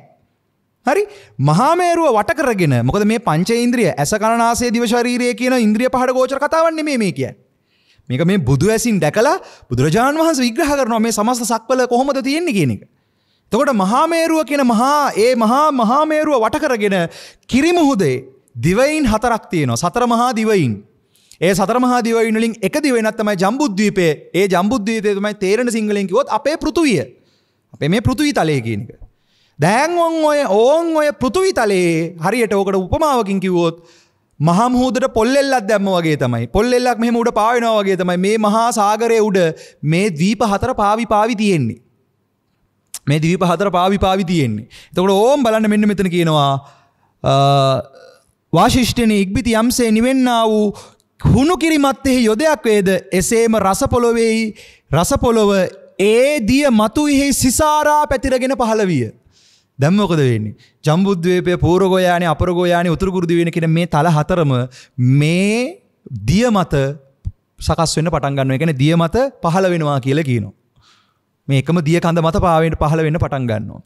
ඊට පස්සේ කියනවා එසේම රස පොළොවේ ඒ දිය මත සිසාරා පැතිරගෙන පහළ විය. එය වර්ණ සම්පන්නද ගන්ධ සම්පන්නද රස සම්පන්නද විය. දැන් ඒකේ වර්ණ ස්වභාවය මතුවෙනවා. ගන්ධ ස්වභාවය මතුවෙනවා. රස ස්වභාවය මතුවෙනවා. වර්ණ සම්පන්නද ගන්ධ සම්පන්නද රස සම්පන්නද මනාකොට නිපෙයිනු ගිතෙලෙක් හෝ වෙඬුරෙක් යම් බඳු වේද. ගිතෙල් වෙඬුරු කියලා අපි ඖෂධ විදිහට පාවිච්චි කරන જાතියක් තියෙන. අන්නේ ගිතෙල් සහ වෙඬුරු වගේ රස පොළව එබඳු පැහැ ඇත්තේද වෙයි. ගිතෙල් පැහැයේ වෙරඬු පැහැයෙන් යුක්තව තමයි රස පොළව තිබිලා තියෙන්නේ. පැහැ ඇත්තේද වෙයි. නිදොස් වූ දඬුවැල් බෑ මී වදයක් යම් බඳු වේද ඒ රස පොළවේ රසේ බඳු විය. ඔගොල්ලෝ මී පැණි කාලා තියෙනවා නම් මී වදයක මී පැණි කාලා තියෙනවා නම් ඒ මී වදේ තරම් ඊටාම මී රහක් ඊටාම සියුම් රහක් මිහිරි රහක් තිබිලා තියෙනවා කියනවා මේ පස රස පෘථුවිය. දැන් මොකද වෙන්නේ? දැන් අර ආභාසර වාපු කට්ටිය දැන් මේකේ ස්වයං ප්‍රභා ආලෝකයෙන් මේකේ සැරිසරමින් ඉන්නවා. මේකේ එහාට මෙහාට යමින් ඔහොම ඉතින් මේගොල්ලෝ ඉන්නවා සියුම් කයල් මුල් කරගෙන. මෙහෙම ඉන්නකොට ඔන්න බලන්න වැඩේ. වාශිෂ්ඨේනි එක්තරා ලෝල ස්වභාව ඇති සත්වයෙක් බවත්නි මේ කුමක් විය යුතුද? එක්කෙනෙක් කියනවා මේ යාළුවේ මේ මොකක් වෙන්න පුළුවන්ද මේක? මේක මොකක් වෙන්න පුළුවන්ද? දැන් දැන් මේගොල්ලන්ට පේනවනේ. මේක වර්ණයෙන් පේනවා. ඒ වගේම තමයි මේගොල්ලන්ට දැන් සියුම්ව දැනෙනවා මේකේ ගන්ධය. ඒ වගේම තමයි මේකේ රසය මේ ඔක්කොම බලන්න මේක දැන් මේක විඳින්න පුළුවන් හැකියාවක් දැන් මේගොල්ලන්ගේ පැත්තෙන් හැදිලා තියෙන්නේ. මේගොල්ලෝ අර උඩ අර ආභාසරව ආපු ඒ ස්වභාවය තුල ඒ ස්වභාවයෙන් ඇවිල්ලා අර අහසේ ගමන් කරමින් හිටපු මේ සත්වයෝ බලනවා මේ මොනවද මේ මහ පොළොවේ තියෙන්නේ? මොනවද මේ මොනවද මේ කියලා. අදටත් ඔය අපි සාමාන්‍යයෙන් දෙයක් කුතුහලයෙන් හොයන්නේ. ඔය මොකද්ද කියලා එබි බලන්නේ. ඕන් ඔය ගතිය තමයි මේ තියෙන්නේ. ඒ ගතියේ මානව වංශයේ මුල පටන් ගත්ත තැන. මොකද මේ තියෙන්නේ? එබි බලනවා එක ලෝල ස්වභාව තියෙන සත්වයෙක් ලෝල කියන්නේ පෙරේතකමක් ආපු සත්වයෙක්. මෙයා බලනවා මොකද බ්‍රහ්ම වුණා කියලා වෙනසක් නැහැ. බ්‍රහ්ම වුණා පෙරේතකම් ටික ඇතුලේ තියෙනවා. ඒකයි සත්ව කියන වැඩපිළිවෙල ඇතුලේ බ්‍රහ්ම ගති තියෙනවා, දේව ගති තියෙනවා, මනුස්ස ගති තියෙනවා, සතර අපාගත ගති තියෙනවා. එතකොට මේ සමස්ත ගති ටික දරාගෙන ඉන්න නිසා තමයි සත්ව කියලා කියන්නේ. ඔය සමස්ත ගති දරාගත්ත වැඩපිළිවෙලට කියනවා ආසවය කියලා. ඔය ආසවය පිළිබඳ හරියටම අවබෝධ කරගන්න කියනවා ආසව අනුසය ඥානයි කියලා. ඒ සමස්තය හරියට අවබෝධ කළා ආසවය කාමාසව දිට්ඨියාසව භවාසව අවිද්‍යාසව ප්‍රහීන කිරීම පිණිස මාර්ගය දේශනා කරපු උත්තමයන් වහන්සේට කියනවා බුදු පියාණන් වහන්සේ කියලා. ඒතකොට මේ බුදුරජාණන් වහන්සේගේ ධර්මයෙන් තොරව අපිට මේ කතාවක් අහන්න හම්බ වෙන්නේ නැහැ වෙන කොහෙන්වත්. එතකොට ඒ ධර්මය තුලින්මයි මේ පෙන්වලා තියෙන පරයය තුලින්මයි මේ පෙන්වලා තියෙන ධර්මය තුලින්මයි අපිට මේ ගැඹුරක් අල්ල ගන්න පුළුවන් වෙන්නේ. එතකොට දැන් මේ මානව වංශයේ ආරම්භය ගැනයි මේ කියන්නේ. අර බ්‍රහ්ම ස්වභාවයෙන් ඇවිල්ලා බ්‍රහ්ම කායික ජීවීන් පිරිසක් විදියට ඇවිල්ලා රස පෘථුවියට බැඳෙන්න පටන් ගන්න තැන. ඔන්න වාශිෂ්ඨේනි එක්තරා ලෝල ස්වභාවය ඇති සත්‍යයක්. දැන් මේක ගාව අර බැඳීම කියන එක යෙදිලමනේ තියෙන්නේ. තණ්හාව කියන එක ඇතුලේ බැහැගෙනමනේ තියෙන්නේ. දැන් තණ්හාව මතුවලා එනවා ඇතුලෙන්. තණ්හා අකුසල මූලයේ මතුවලා එනවා. ඇවිල්ලා මොකද වෙන්නේ? එක්තරා ලෝල ස්වභාවය ඇති සත්‍යයක් බවත් මේ කුමක් විය යුතුදයි? රස පොළව මදක් ඇඟිල්ලෙන්ගෙන දිව ගෑයේ. දැන් මොකද කළේ? අදටත් ඔය මොකක් හරි අර ඔය ටිකක් දියාරු කෑමක් හම්බුනොත් මුලින්ම කරන්නේ මොකද්ද? මුලින්ම කරන්නේ ගත්ත ඇඟිල්ල චුට්ටක් ගත්තා. ඕම කළා ලෙව කෑවා. ඔන්න පටන් ගත්ත තැන. මොකද වෙන්නේ? අර බ්‍රහ්ම ස්වභාවයෙන් ආපු පිරිස අහසේ සැරිසරමින් හිටපු පිරිස අතරින් එකෙක් මොකද කරන්නේ? මේ දිය කඳ මත පහළ වෙච්ච මේ හුණු කිරි තට්ටුව වගේ යොද තට්ටුවක් වගේ සැකසිච්ච මේ රස පෘථුවියෙන් මෙහෙම ඇඟිල්ල ගාලා චුට්ටක් මෙහෙම දිව ගාලා බලනවා. එහෙම කළාම කියනවා මුළු ශරීරෙම රසනහරින් පිනා ගියා කියලා කියනවා. කවදාවත් නොකාපු කෑමක් කනකොට ඒක මුලින්ම දිවේ තියෙනකොට කොහොමද? අත්දැකීම තියෙනවනේ. ආන්ගේ වගේ රසනහරින් පිනා ගියා කියලා කියනවා. ඒ කියන්නේ මේ සම්පූර්ණ මුළු ශරීරයම වෙනම ස්වභාවයකින් පිනා ගියා කියන. ඒ කියන්නේ ඒක දැනුණාම ඊටාම ප්‍රීතියක් ඒගොල්ලන්ට දැනෙනවා. ඒ කියන්නේ මේක හරි රහයිනේ කියලා. දැන් කියනවා රස පොළව මදක් ඇඟිල්ලෙන්ගෙන දිව ගෑය. රස පොළව ඇඟිල්ලෙන් මදක්ගෙන දිව ගෑ ඔහුට එය ප්‍රිය විය. එහිම තෘෂ්ණාව බැසගත්තා කියලා කියනවා. ඔහු සිතට එහිම තෘෂ්ණාව බැසගත කියලා කියනවා. මේක මාරයිනේ කියලා තව ටිකක් ඕනේ කියලා තව ඕනේ කියලා ඒකටම බැහැගත්තා. දැන් මොකද වෙන්නේ? ඊට පස්සේ කියනවා වාශිෂ්ඨේනි අන් සත්හුද ඒ සත්වයාගේ දෘෂ්ටානුගතියට පැමිණෙන්නාහු. ඒ කියන්නේ ඒ සත්වයා කළ දැක ඒ අනුගමනය කරන්නාහු. ඕක ඉතින් අදත් තියෙනවනේ. මොකෙක් හරි එකෙක් ඇදෙද්ද ගියොත් අපිත් ඒ ඇදෙටම යනවනේ. අනුකරණය කරන ස්වභාවය. අර අනිකාකරණික කරන්න යන්නේ ඒක. අනිකා වාහනයක් ගත්තොත් අපිත් වාහනයක් ගන්නවා. අනිකා මේ කඩයක් දැම්මොත් අපිත් කඩයක් දානවා. අනිකා හොඳට ඉගෙන ගන්නවා දැක්කොත් ඒකට ඊර්ෂ්‍යා කළා මමත් කොහොම හරි කළා උටට හොඳට ඉගෙන ගන්න ඕනි කියලා එනවා. ඒ වගේ අර අනුකරණය කරන ස්වභාවයට යන්නේ ඒක ඉතින් හැකියාව තියෙනවනේ මේ අපි ගාව සත්ත්ව වැඩපිළිවෙල තුල. ඒකනේ අපි සත්ත්ව කියලා කියන්නේ. දැන් මොකද වෙන්නේ? අන්න ඕකේ අර මානව ප්‍රජාව මේ ලෝකේ පහළ වෙන තැන. මෙන්න මෙන්න කියනවා අර බ්‍රහ්මකායික ස්වභාවයෙන් ඇවිල්ලා අහසේ සැරිසරමින් හිටපු මේ ජීවී පිරිස මොකද කරන්නේ? දැන් අර අනිකා කරපු එක ඒගොල්ලොත් කරනවා. ඒගොල්ලෝ බලන ඔබ මොකද්ද මේ කලේ කියලා. එතකොට රස පොළව ඇඟිල්ලෙන් ගෙන ලෙව කෑහ. රස පොළව ඇඟිල්ලෙන් ගෙන ලෙව කන ඔවුන්ට එය ප්‍රිය විය. එක්කෙනෙක් අනුගමනය කළා අනිත් සේරම ඒක කරන්න පටන් ගත්තා. ප්‍රිය විය ඒ කෙරෙහි තෘෂ්ණාවද ඔවුන් සිතට බැසගත. වාශිෂ්ඨේනි එකල්හි ඒ සත්හු රස පොළව පිඩුකොට කඩාගෙන වළඳන්නට පටන් ගත්ත. අදටත් ඔය මේක තේරෙන්න පොඩ්ඩක් කිව්වොත් ඔය ඉස්කෝලේ යන කාලේ ඔය අත්දැකීම් වෙලා තියෙනවා නම් සාමාන්‍යයෙන් මේ අපි ඉස්කෝලේ යන දවස්වල රහ කෑම එකක් හදාගෙන ගියොත් එහෙම කේක් ගෙඩියක් එහෙම අරන් ගිහිල්ලා කෑම කන වෙලාවෙ දිගෑරියොත් එහෙම ආයි කෑල්ලක්වත් හොයාගන්න හම්බ වෙන්නේ නැහැ. ඔය ඉස්කෝලේ කාලේ කොල්ලොත් එක්ක යාළුවෝ ටිකත් එක්ක ගෑනු යාළුවෝ ටිකත් එක්ක හරි පිරිමි යාළුවෝ ටිකත් එක්ක හරි ඉස්කෝලේ කාලේ එකට බත් කාලා තියෙනවා නම් ඔය අත්දැකීම තියෙනවා. ගොඩක් වෙලාවට පාසල් වල මම දන්නේ අපේ ඉස්කෝලේ ඉන්න කාලේ අපි ඉස්කෝලේ යන කාලේ නම් අපේ යාළුවෝ ටික එකට එකතු වුණාට පස්සේ කෑම එකක් මෙහෙම තියන්න විතරයි හම්බ වෙන්නේ. වෙන දේ හොයාගන්න බැරි වුණා. කෑලි කඩාගෙන කන්නේ කෙලින්ම. අර පෙරේතකම ඇවිල්ලා. ඉතින් ඒ පෙරේතකම ස්වභාවය කියන එක. ඒ කියන්නේ අර දැක්කහම කන්න තියෙන පෙරේතකම කියන ස්වභාවය අන්න බලන්න රස පෘථුවියට ඒ ස්වභාවය මතුවෙච්ච විදිහ. මේ රස පෘථුවිය පිටුකොට කන්න පටන් ගන්නවා දැන්. දැන් කෙලින්ම අර ප්‍රේත ගති මත වෙලා ඇවිල්ලා මේක පිටුකොට මෙහෙම කන්න පටන් ගන්නවා. දැන් මෙහෙම කන්න පටන් ගත්තාම දැන් ක්‍රමානුකූලව මෙහෙම මේක ආහාරයට ගන්න පටන් ගන්නකොට ඒ සත්තු රස පොළව පිටුකොට කඩාගෙන වළඳන්නට පටන් ගත්ත. වාශිෂ්ඨේනි එසේ කරන කල්හි ඒ සත්වයන්ගේ ස්වයං ප්‍රභාව අතුරුදහන් වුණා විය. දැන් මොකද වෙන්නේ?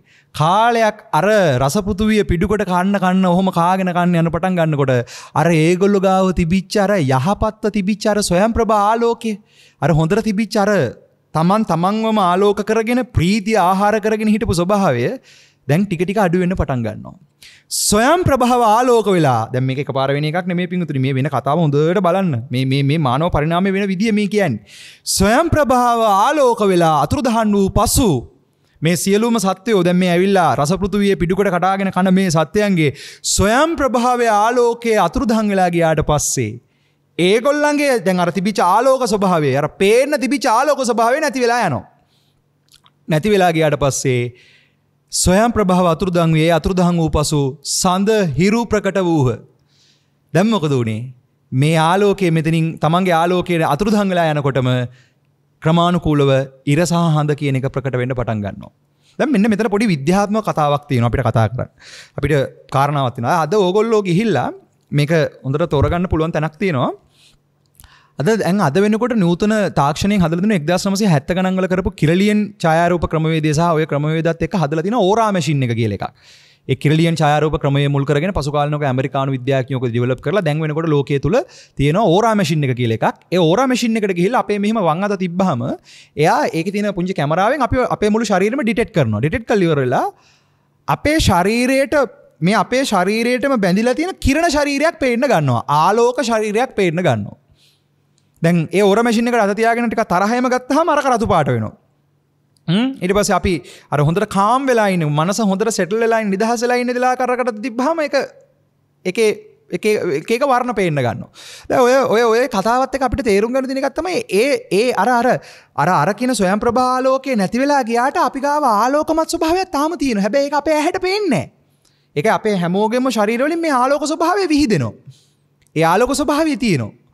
දැන් මේ වෙනකොට ලෝකේ හොයාගෙන තියෙනවා ඉර කියන්නේ ජෙනරේටරයක් නෙමෙයි කියලා. මේ ඉර කියන්නේ සූර්යයා කියලා කියන්නේ ජෙනරේටර් එකක් නෙමෙයි. කියන්නේ ශක්ති උත්පාදකයක් නෙමෙයි. ඒක ස්ටෝරේජ් එකක්. ඒකේ තියෙන ගැප් වෙච්ච ශක්තියක්. ගැප් වෙච්ච ශක්තියක් තියෙන. එතකොට ඔන්න බලන්න ගැප් වෙච්ච ශක්තියක් නම් ඒකේ තියෙන්නේ ඔය ශක්තිය ගැප් කළේ කවුද? සූර්යයා කියන තැනට ශරීරය ගැබ්ුනේ කොහොමද? ශක්තිය ගැබ්ුනේ කොහොමද? මේ සත්‍යයා රස පෘථුවියට බැඳෙනකොට මේගොල්ලන්ගේ ස්වයං ප්‍රභා ආලෝකයේ විහිදිලා ගිහිල්ලා ඒක එක්රැස් වෙලා ඒක රාශී වෙලා සකස් වෙච්ච වස්තුව තමයි ග්‍රහ වස්තුව. ග්‍රහණය වෙලා සකස් වෙච්ච වස්තුව තමයි සූර්යයා රිවි ග්‍රහ වස්තුව. එයාගේ ශක්තිය තමයි දැන් මේ සූර්යාලෝකයේ අපිට එන්නේ. එතකොට සත්‍යයාගේම ශක්තියයි මේ එන්නේ. එතකොට ලෝකේ මැවුම්කාරයයි ඉන්නේ මෙතන. ඒකයි කිව්වේ දෙවියන් වහන්සේව බාහිර හොයලා හරියන්නේ නැහැ. දෙවියන් වහන්සේ මේක මැවුම්කාරයා කොහෙද ඉන්නේ? මේකේ මේ ප්‍රශ්නේ කොහෙද තියෙන්නේ? මේ ලෝකේ මවන වැඩපිළිවෙල කොතනද තියෙන්නේ කියන එක. බුදුහාමුදුරුවෝ කිව්වේ බාහිරින් හොයන්න කියන නෙමෙයි. මැවුම්කාරයා හොයන්න කිව්වේ මෙහෙන් හොයාගන්නයි කියලා කිව්වේ.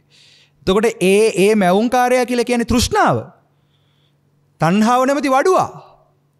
අනේක ಜಾති සංසාරං සන්දහවිසං අනිබ්බිසං ගහකාරකං ගවේසන්තෝ දුක්ඛා ಜಾති පුනප්පුනා. ගහකාරක දිට්ඨෝසි පුනගේහං නකහසි. කවුද මේක මවන වඩුවා? තණ්හාව. එතකොට මේ පැවැත්මම නැමැති තණ්හාකාරී වැඩපිළිවෙලයි සසර වඩුවා වෙලා තියෙන්නේ. එතකොට ඒ වඩුවා එච්චරම තීව්‍රයි. එතකොට මේ වඩුවාගේ ක්‍රියාකාරීත්වය සහ ඒ තණ්හාව නැමැති වැඩපිළිවෙල, මේ පැවැත්ම නැමැති වැඩපිළිවෙල, මේ සකස් කිරීම නැමැති වැඩපිළිවෙල, මේ ලෝකය නැමැති වැඩපිළිවෙල, මේ සමස්ත මේ ලෝක ධාතුව සකස් කරන මූලික වැඩපිළිවෙල තියෙන්නේ මනස මුල් කරගෙන. මනෝ පුබ්බංගමා ධම්මා මනෝසෙට්ටා මනෝමය. එහෙනම් අපි දැන් සත්‍ය හොයනවා නම්, ඇත්ත හොයනවා නම්, මේ කියන ඉර හඳ තාරකා මේවා සකස් වීම මේ හැමදේම ඇත්ත හොයාගෙන යනවා නම් අපිට කරන්න තියෙන එකම දෙයයි පින්වතුනි, ඒ තමයි අපි ගැන හොයන එක. ඒක අපි ගැන සෙවීමෙන් විතරමයි අපිට මේක කරන්න පුළුවන් වෙන්නේ. වෙන ක්‍රමයක් නැහැ. ඊට පස්සේ මෙන්න විග්‍රහ කරනවා. වාශිෂ්ඨ මෙතෙක් යලිදු හිරු ප්‍රකට වූහ. අන්න සත්‍යයන්ගේ ස්වයං ප්‍රභාව අතුරුදහන් වෙලා ගිහිල්ලා සඳ හිරු ප්‍රකට වූහ. සඳු හිරුන් ප්‍රකට වූ පසු නකත්තරු ප්‍රකට වූහ. රෑදවල් පැනුණාහ. රෑදවල් පැනෙන කල්හි මාසපක්ෂයෝ පැනුණාහ. රෑදවල් පැනුණාහ. මාසපක්ෂයෝ පැනුණාහ. මාසපක්ෂයන් පැනෙන කල්හි ඍතු සංවත්සරයෝ පහළ වූහ. ඍතු සංවත්සරයෝ පහළ වූ වාශිෂ්ඨ මෙතකින් මේලොව යලිදූ පහළ වූයේ වෙයි. දැන් මොකද වෙන්නේ? අර කල්ප විනාශයක් වෙලා අපි කතා කළා කලින් දේශනාවෙදිත්, මේ දේශනාවෙත් මුලදී මම පොඩ්ඩක් කිව්වා. කල්පයක් විනාශ වෙලා ඒ කල්පේ නැවත සකස් වෙන කාලය සංවට්ටායි කියන කාල සීමාවන්ත කල්ප 64 ගෙවිලා ඉවර වෙලා දැන් ඔන්න විවට්ට කියන තැනට ආවා. ඒ කියන්නේ කල්පය ආරම්භ වුණා. ඒ කියන්නේ කල්පේ මේ කියන්නේ මේ කියන රස පෘථුවිය, මේ සත්ව ප්‍රජාව දැන් ස්ථාවර වුණා.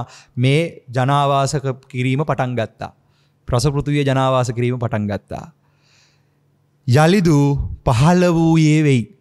වාශිෂ්ඨනේ කල්හි සත්වයෝ රස පොළොව පරිභෝග කරන්නාහු එය වළඳන්නාහු එහෙම ආහාර කොට ඇත්තාහු බොහෝ දික්කලක් සිටිය. දැන් මෙච්චර කාලයක් අර ප්‍රීති ආහාර කරගෙන හිටපු උන්දල ටික දැන් මොකද වෙන්නේ? ස්වයං ප්‍රභාවයෙන් ප්‍රීති ආහාර කරගන්න එක අතහැරලා දාලා ආහාරයෙන් යැපෙන්න පටන් ගත්තා. මොන ආහාරයෙන්ද? මෙතන ආහාරය කියලා කියන්නේ මේ පොළොවෙන් ගන්න ආහාර. බුදුහාමුදුරුවන්ගේ ආහාර විග්‍රහය තුල තියෙනවා කබලින්කාර ආහාර, ස්පර්ශ ආහාර, මනෝ සංචේතන ආහාර, විඥාන ආහාර. දැන් ඔන්න කබලින්කාර ආහාරයෙන් යැපෙන්න පටන් ගත්ත තැන තමයි මේ කියන්නේ. ඒකට ඔන්න මේ කල්පයේ මේ මහා භද්‍ර කල්පයේ ආරම්භ වෙනකොට සත්‍යය පටන් ගත්ත විදිහ. වාශිෂ්ඨනේ කල්හි ඒ සත්වයෝ රසපොළොව පරිභෝග කරන්නාහු එය වළඳන්නාහු එයම ආහාර කොට ඇත්තාහු බෝධික්කලක් සිටියාහ. වාශිෂ්ඨිනි යම් යම් ඒ සත්වයෝ රසපොළොව පරිභෝග කරන්නාහු එය වළඳන්නාහු එයම ආහාර කොට ඇත්තාහු ඊතා බොහෝ කලක් සිටියාහුද. මේකම ආහාර කරගෙන බොහෝ කලක් සිටියාහුද. එසේම ඒ සත්තුන්ගේ සිරුරෙහි රළු බව ඇතිවිය. දැන් මේගොල්ලන්ගේ ශරීරය මොකද වෙන්නේ? රළු වෙන්න ගන්නවා. ඒ කියන්නේ දැන් අද අපේ මේ රළිර මේ රළුවට අහු වෙන්නේ. එදා මුල්ම කාලේ මෙහෙම රළුවට අහු වුන්නේ නැහැ. දැන් මේ කබලින්කාර ආහාරයට බර වෙලා ඒ කියන්නේ මේ මහ පොළවෙන් ගන්න ආහාරය රස පෘථුවිය පිටුකොට බුදින්න පටන් ගත්තට පස්සේ කාලයක් යනකොට අර සියුම් ශරීර නැති වෙලා ගිහිල්ලා මේක පරිණාමය වෙලා ඝනීභවණය වෙලා රළු ශරීර බවට පත් වෙනවා. මොකද වෙන්නේ? වාශිෂ්ඨේනි ඒ සත්වයෝ රසපොළොව පරිභෝග වළඳන්නාහු ආහාර කොට ඇත්තාහු ඊතා බොහෝ කලක් සිටියාහුද. එසේ මේ සතුන්ගේ සිරුර රළු බව ඇතිවිය නොපැහැපත් බව පැනින ඔවුන් අතරේ ඇතැම් සත්ව කෙනෙක් පැහැපත්ව ඇතැම් සත්ව කෙනෙක් නොපැහැපත්ද වෙයි. ඔවුන් අතරින් යම් කෙනෙක් පැහැපත් වූවද යම් කෙනෙක් නොපැහැපත් වූවද වෙයි. ඒ කියන්නේ දැන් අර සියුම් කායික ස්වභාවය නැති වෙලා ශරීර ඝනීභවණය වෙන්න පටන් අරගෙන ක්‍රමානුකූලව කාලයක් යනකොට දැන් මොකද වෙන්නේ? කට්ටියකගේ ශරීර පැහැපත්, තව කට්ටියක ශරීර එච්චර පැහැපත් නැහැ. දැන් මේ ඔන්න මුල්ම බෙදීම. මානව මනුස්ස ප්‍රජාව ආරම්භ වුණාට පස්සේ බෙදෙන්න පටන් ගන්නවා. උඹලා පැහැපත්, අපි නොපැහැපත්. අපි කළුයි උඹලා සුදුයි කියලා. අදට ලෝකේ තියෙන ලොකුම බෙදීම මොකද්ද? මේ මානව සමාජය තුළ ඔය අපි සමාජ විද්‍යා විෂය ඉගෙන ගන්නකොට විශ්වවිද්‍යාල ජීවිතය අපි ඉගෙන ගන්නවා කුලවාදය ගැන. ඒ වගේම තමයි ජාතිවාදය ගැන ඉගෙන ගන්නවා. ඒ වගේම තමයි විවිධාකාරයෙන් මේ බෙදීම් අතර තියෙන ප්‍රධාන වාදය වර්ණ භේදවාදය කියන එක. වර්ණ භේදවාදය කියන මේ ලෝකයේ තුල අපි මේ ජීවත් වෙන මනුෂ්‍ය තලයේ අපි ජීවත් වෙන මේ මනුස්ස ලෝකයේ තියෙන ලොකුම වාදය තමයි කළු සුදු භේදය කියන එක. ඔන්න පටන් ගත්ත තැන. කට්ටියක් පැහැපත්, කට්ටියක් නොපැහැපත්. අදටත් ලංකාව ආසියාව රටක කෙනෙක් ඔය ඇමරිකාව හරි නැත්නම් ඔය කොහේ සුදු මිනිස්සු ඉන්න රටකට ගියාම පැහැපත් මිනිස්සු ඉන්න රටකට ගියාම අපිව දාන්නේ පල්ලෙහාට. ඔය කොච්චර කවුරු කොහොම මොනවා කිව්වත් ඒ වර්ණ භේදවාදය මිනිසුන්ගේ හිතවල තාමත් තියෙනවා. උන් සුදුයි අපි කළුයි කියලා. ඔය තරුණ කාලේ දැන් ඔය ඉන්න වයසක කට්ටිය සහ මහලු කට්ටියට දැන් මතක් කරගන්න. දැන් තරුණ කට්ටියත් මේ වෙලාවේ මතක් කරගන්න, ළමා කට්ටියත් දැන් මේ වෙලාවේ දකින්න. ළමෙක් වයසින් වැඩි වෙනකොට ඒකගේ මූණ කළුයි නම් ඒක try කරන්නේ සුදු වෙන්න. තලලු ඕනම කෙනෙක් තලලුයි කියන ඉන්න සමාජ ඕන කෙනෙක් කැමති තමන් ඉන්නටදී තමන්ගේ මේ තියෙන මේකට වැඩිය හැම පැහැපත් කියලා පෙන්නන්න.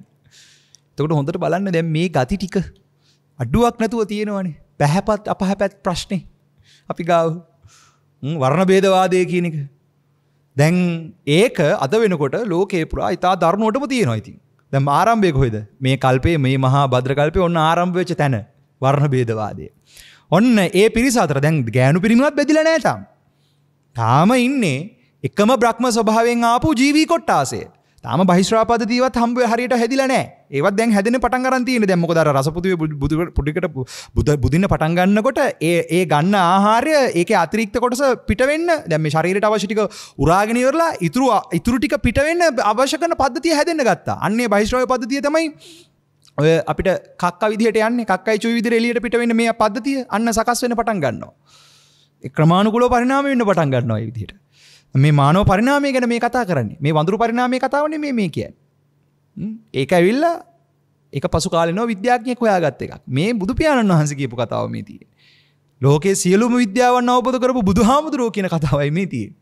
අන්න උන්වහන්සේ කියනවා මේ මානවයා පරිණාමය වෙච්ච විදිහ මානවයා ආභාසර ඉඳලා ඇවිල්ලා රසපෘථුවියට තණ්හා වෙලා රසපෘථුවියට බැඳිලා රසපෘථුවියේම ආහාරයට අරගෙන ඒගොල්ලන්ට වෙච්ච දේ දැන් මොකද වෙන්නේ? කාලයක් යනකොට එය වළඳන්නා වූ ආහාර කොට ඇත්තා වූ තා බොහෝ කලක් සිටියා වූ එසේ මේ සතුන්ගේ සිරුරේ රළු බව ඇතිවිය නොපහපත් බව පැනින ඔවුන් අතරින් ඇතැම් සත්ව කෙනෙක් පැහැපත්ද ඇතැම් සත්ව කෙනෙක් නොපැහැපත්ද වෙත්. කෙනෙක් පැහැපත් කෙනෙක් නොපැහැදත්. ඔවුන් අතරින් යම් කෙනෙක් පැහැපත් වූද ඔහු අපි මොවුනට වඩා පැහැපත් හම්හ මොහු අපට වඩා පැහැයෙන් අඩුයිහ. කද කියන්නේ පැහැපත් කට්ටිය කියනවා අපි උඹලට වැඩිය පැහැපත් උඹලා අපිට වැඩිය පැහැපත් නෑ. උඹලා පැහැපත් භාවයෙන් අඩුයි කියලා. වර්ණ ભેද මාන්නේ ඔන්න ආවා. දැන් ඔක ටිකක් තේරෙන්න කියන්නම්කෝ ඔය තරුණ කාලේ සාමාන්‍යයෙන් ඔය සුද්දට ලස්සනට ඉන්න දරුවෙක් හිටියොත් එයා අනිවාර්යෙන් ඒගොල්ලෝ රූප මදයට අහු වෙනවා. ඕනම කෙනෙක් කොහොමද රූප මදේ තමයි ඉන්නේ. ඒකයි කණ්ණාඩියක් ඉස්සරහට ගියාට පස්සේ ඕනම කෙනෙක්ට තමන්ගේ රූපේ ලස්සනයි. දැන් මේ බනහන කට්ටිය හොඳට තමන්ගේ පැත්තෙන් බලන්න ලෝකේ ලස්සනම රූපේ කාටද තියෙන්නේ කියලා ඇහුවොත් කණ්ණාඩි ඉස්සරහට ගියාම හම්බ වෙනවා ඒක. මොකද තමන්ට තමන්ගේ රූපේ ලස්සනයි. ඒ රූප මදයත් එක්ක ඒ ස්වභාවය තියෙනවා. එතකොට සමාජයක් කියන්න ගත්තොත් එහෙම වාගේ රූපේ ලස්සනයි කියලා මොකද වෙන්නේ? තවත් මාන්න එනවා ඇතුලෙන්. කොහොමද එන්නේ? මම ඒගොල්ලොත් මට කිව්වා ඒක මම හරි ලස්සනයි කියලා. ඉතින් ওই නිසා තමයි අපි ෆැෂන් කරන්නේ. අද ලෝකේ ඔය තියෙන එක පැෂන්ස් දැන් අපේ තරුණ කාලේදී මට මතකයි අපිත් කොණ්ඩේ කපාගෙන හිටියා එක එක විදිහට. ඇයි ඒ ෆැෂන් කරන්නේ? ස්ටයිල් කරන්නේ. ලස්සන තව තවත් ලස්සන කරගන්න. එතකොට ඒක ඇතුලේ තව ඒව ඇතුලේ අර තව රූප මදේම බලවත් වෙනවා මිසක් රූප මදේ ඇතහැරෙන වැඩ පිළිවෙලක් නෙමෙයි තියෙන්නේ. ඒ දැන් වර්තමාන කතාවට આવුත්. දැන් එදා අතීත කතාවට ගියාම දැන් මේ කියන්නේ මානවයාගේ ආරම්භය සම්බන්ධව මේ කල්පේ මේ මහා කල්පේ මානවයාගේ ආරම්භය සම්බන්ධව කතා කරනකොට මුලින්ම එන්නේ පැහැපත් නොපැහැපත් ભેදේ ඉන්නේ. ඒක ඇතුලේ ඒගොල්ලෝ අනෙත් අයව මනිනවා. ඒ කියන්නේ අර නොපැහැපත් කට්ටියව පැහැපත් කට්ටියව මනිනවා අපිට වැඩිය ඒගොල්ලෝ පැහැපත්. පැහැපත් කට්ටිය නොපැහැපත් කට්ටියට කියන උඹලට වැඩිය අපි පැහැපත් කියලා. දැන් මොකද්ද මේ? අන්න තමන්ගේ පැත්තෙන් තමන් මුල් කරගෙන මට වැඩිය උසස් කියලා මනිනවා මට වැඩිය පහත් කියලා මනිනවා මාහා සමානයි කියලා මනිනවා. උච්චමාන, සෙය්‍යමාන, හීනමාන, සදිසමාන, හීනමාන. මේ මැනීම ක්‍රියාවලිය. මොකද මේ මනින්න පුළුවන් හැකියාව බ්‍රහ්ම ස්වභාවය තුල තිබ්බා. හැබැයි අර බ්‍රහ්ම ස්වභාවය දෙක යටපත් වෙලා තිබ්බේ. දැන් මොකද උනේ? මේ මනුස්ස ගති මතුවලා එනකොට මේ මනුස්ස වැඩ පිළිවෙල මතුවලා එනකොට මේ මැනීම මතු විවියනවා. මැන උස්සන්න පටන් ගන්නවා. ඒ කියන්නේ අනේකාව මැන උස්සන ස්වභාවය විවරණය වෙලා එනවා. ඔන්න ඔකට කියනවා මැන උස්සන මනුස්ස ස්වභාවය. දැන් හොඳට මතක තියාගන්න අපි අද සාමාන්‍ය අර්ථය කියන්නේ උසස් කළ හැකි මනසක් ඇත්තා කියන අර්ථයෙන් මනුස්සයි කියන එක. ඒ කියන්නේ මනුස්ස වෙච්ච අපිටම හැකියාව තියෙනවා බ්‍රහ්ම ස්වභාවයට උසස් වෙන්න. දේව ස්වභාවයට උසස් වෙන්න හැකියාව තියෙනවා. හැබැයි මේ හැකියාව තිබ්බට අපේ බේස් එක කියන්නේ මනුස්ස කියන කාමාවචර තලයේ ඉපදෙන මනුස්සයාගේ තියෙන බේස් එක තමයි හැමතිස්සෙම මැන උසස් කරගන්නවා තමන්ව. තමන් එක්ක උසස් කරගන්නවා උස්සනවා මේ විදිහට. මම මුට වැඩිය පහපත් මට වැඩිය යාට සල්ලි තියෙනවා මට වැඩිය මෙහෙම මට වැඩිය කික හැමතිස්සම සංසන්දනය කර දරුණුවටම මනිනවා. ඕන් ඔය මැන උස්සන ගතිය තමයි මනුස්ස වෙලා තියෙන්නේ. අන්න මනුස්ස ස්වභාවය. මනුස්ස ස්වභාවයේ ගැඹුර. ඔය වචනේ බලන්න ගැඹුර. දැන් මොකද උනේ? පැහැපත් අපහැපත් භාවයෙන් මනින්න පටන් ගත්තා. දැන් මොකද වෙන්නේ? මොහු අපට වඩා පැහැයෙන් අඩුහ නොපැහැපැත්ව ඉක්ම සිතත් වර්ණාතිමාන හේතුවෙන් මානාතිමාන ස්වභාවය ඇති ඔවුන්ගේ ඒ රස පොළව අතුරුදහන් විය. දැන් මොකද උනේ? අර මාණයෙන් ඔදගැන්වෙන්න ඒකම බලවත් වෙන්න අර රස පෘථුවියේ රස අතුරුදහන් වෙන්න පටන් ගත්තා. රස පෘථුවිය වළඳ ගන්න බැරි වෙනවා. වළඳන්න බැරි තැනට රස පෘථුවියපත් වුණා. මේ මහා පොළොව ගණීභවණය වෙලා ඔය අද අපි දකින පස ආරම්භ වෙන පටන් ගත්ත තැන. මුලින් මේක යෝගට් එක වගේ කඩාගෙන කෑවා. දැන් ඔය අදටත් ඔය අප්‍රිකාවේ මම ඒක බෙද ඩොකියුමන්ටරි එකක් දැක්කා. අප්‍රිකාවේ මිනිස්සු වගේ කන්න කෑම නැති නිසා මැටි කනවා. මැටි කාලා ජීවත් වෙනවා. ඒ කියන්නේ මේක කන්න පුළුවන්. ඉතින් මේකේ හැදෙන ආහාර ටිකනේ අපි කන්නේ. දැන් මේ මානව වංශය කියන්නේ මේ කල්පයේ මුල මේ කල්පයේ මිනිස්සයා මේකේ මානව වංශය පටන් ගන්නකොට මුලින්ම මේක පිඩු කොටගෙන කියන්නේ මෙහෙම කඩාගෙන කාලා තියෙනවා. කෑම මේ හැම තැනම තිබිලා තියෙනවා. ඇවිදගෙන ගිහිල්ලා තියෙන්නේ ආහාර උඩ. මෙහෙම පස කඩාගෙන කන්න පුළුවන්. දැන් අර වර්ණාතිමානේ ඇවිල්ලා මානාතිමානයේ වැඩි වෙනකොටම ඒ වර්ණ භේදවාදයත් එක්ක ඒ ගති බලවත් වෙන්න ඒ දුෂ්චරිත ගතිය බලවත් වෙනකොට මොකද වුනේ? රස පෘථුවියේ රස අතුරුදහන් වෙලා ගියා. අඩු වෙලා ගියා. ඊට පස්සේ කියනවා අහෝ පෘථුවි රසයයි පුන පුනා කීහ. දැන් මේගොල්ලෝ එකතු වෙලා කතා කරනවා අයියෝ රස පෘථුවියේ රස නැති වුණා අහෝ පෘථුවි රසයයි පුන පුනා කීහ. අදද මිනිස්සු මනාප රසයක් ලැබ අහෝ රසය මෙසේ කියත්. බුදුහාඳුරෝ කියනවා අදත් මිනිස්සු ඕක කියනවා.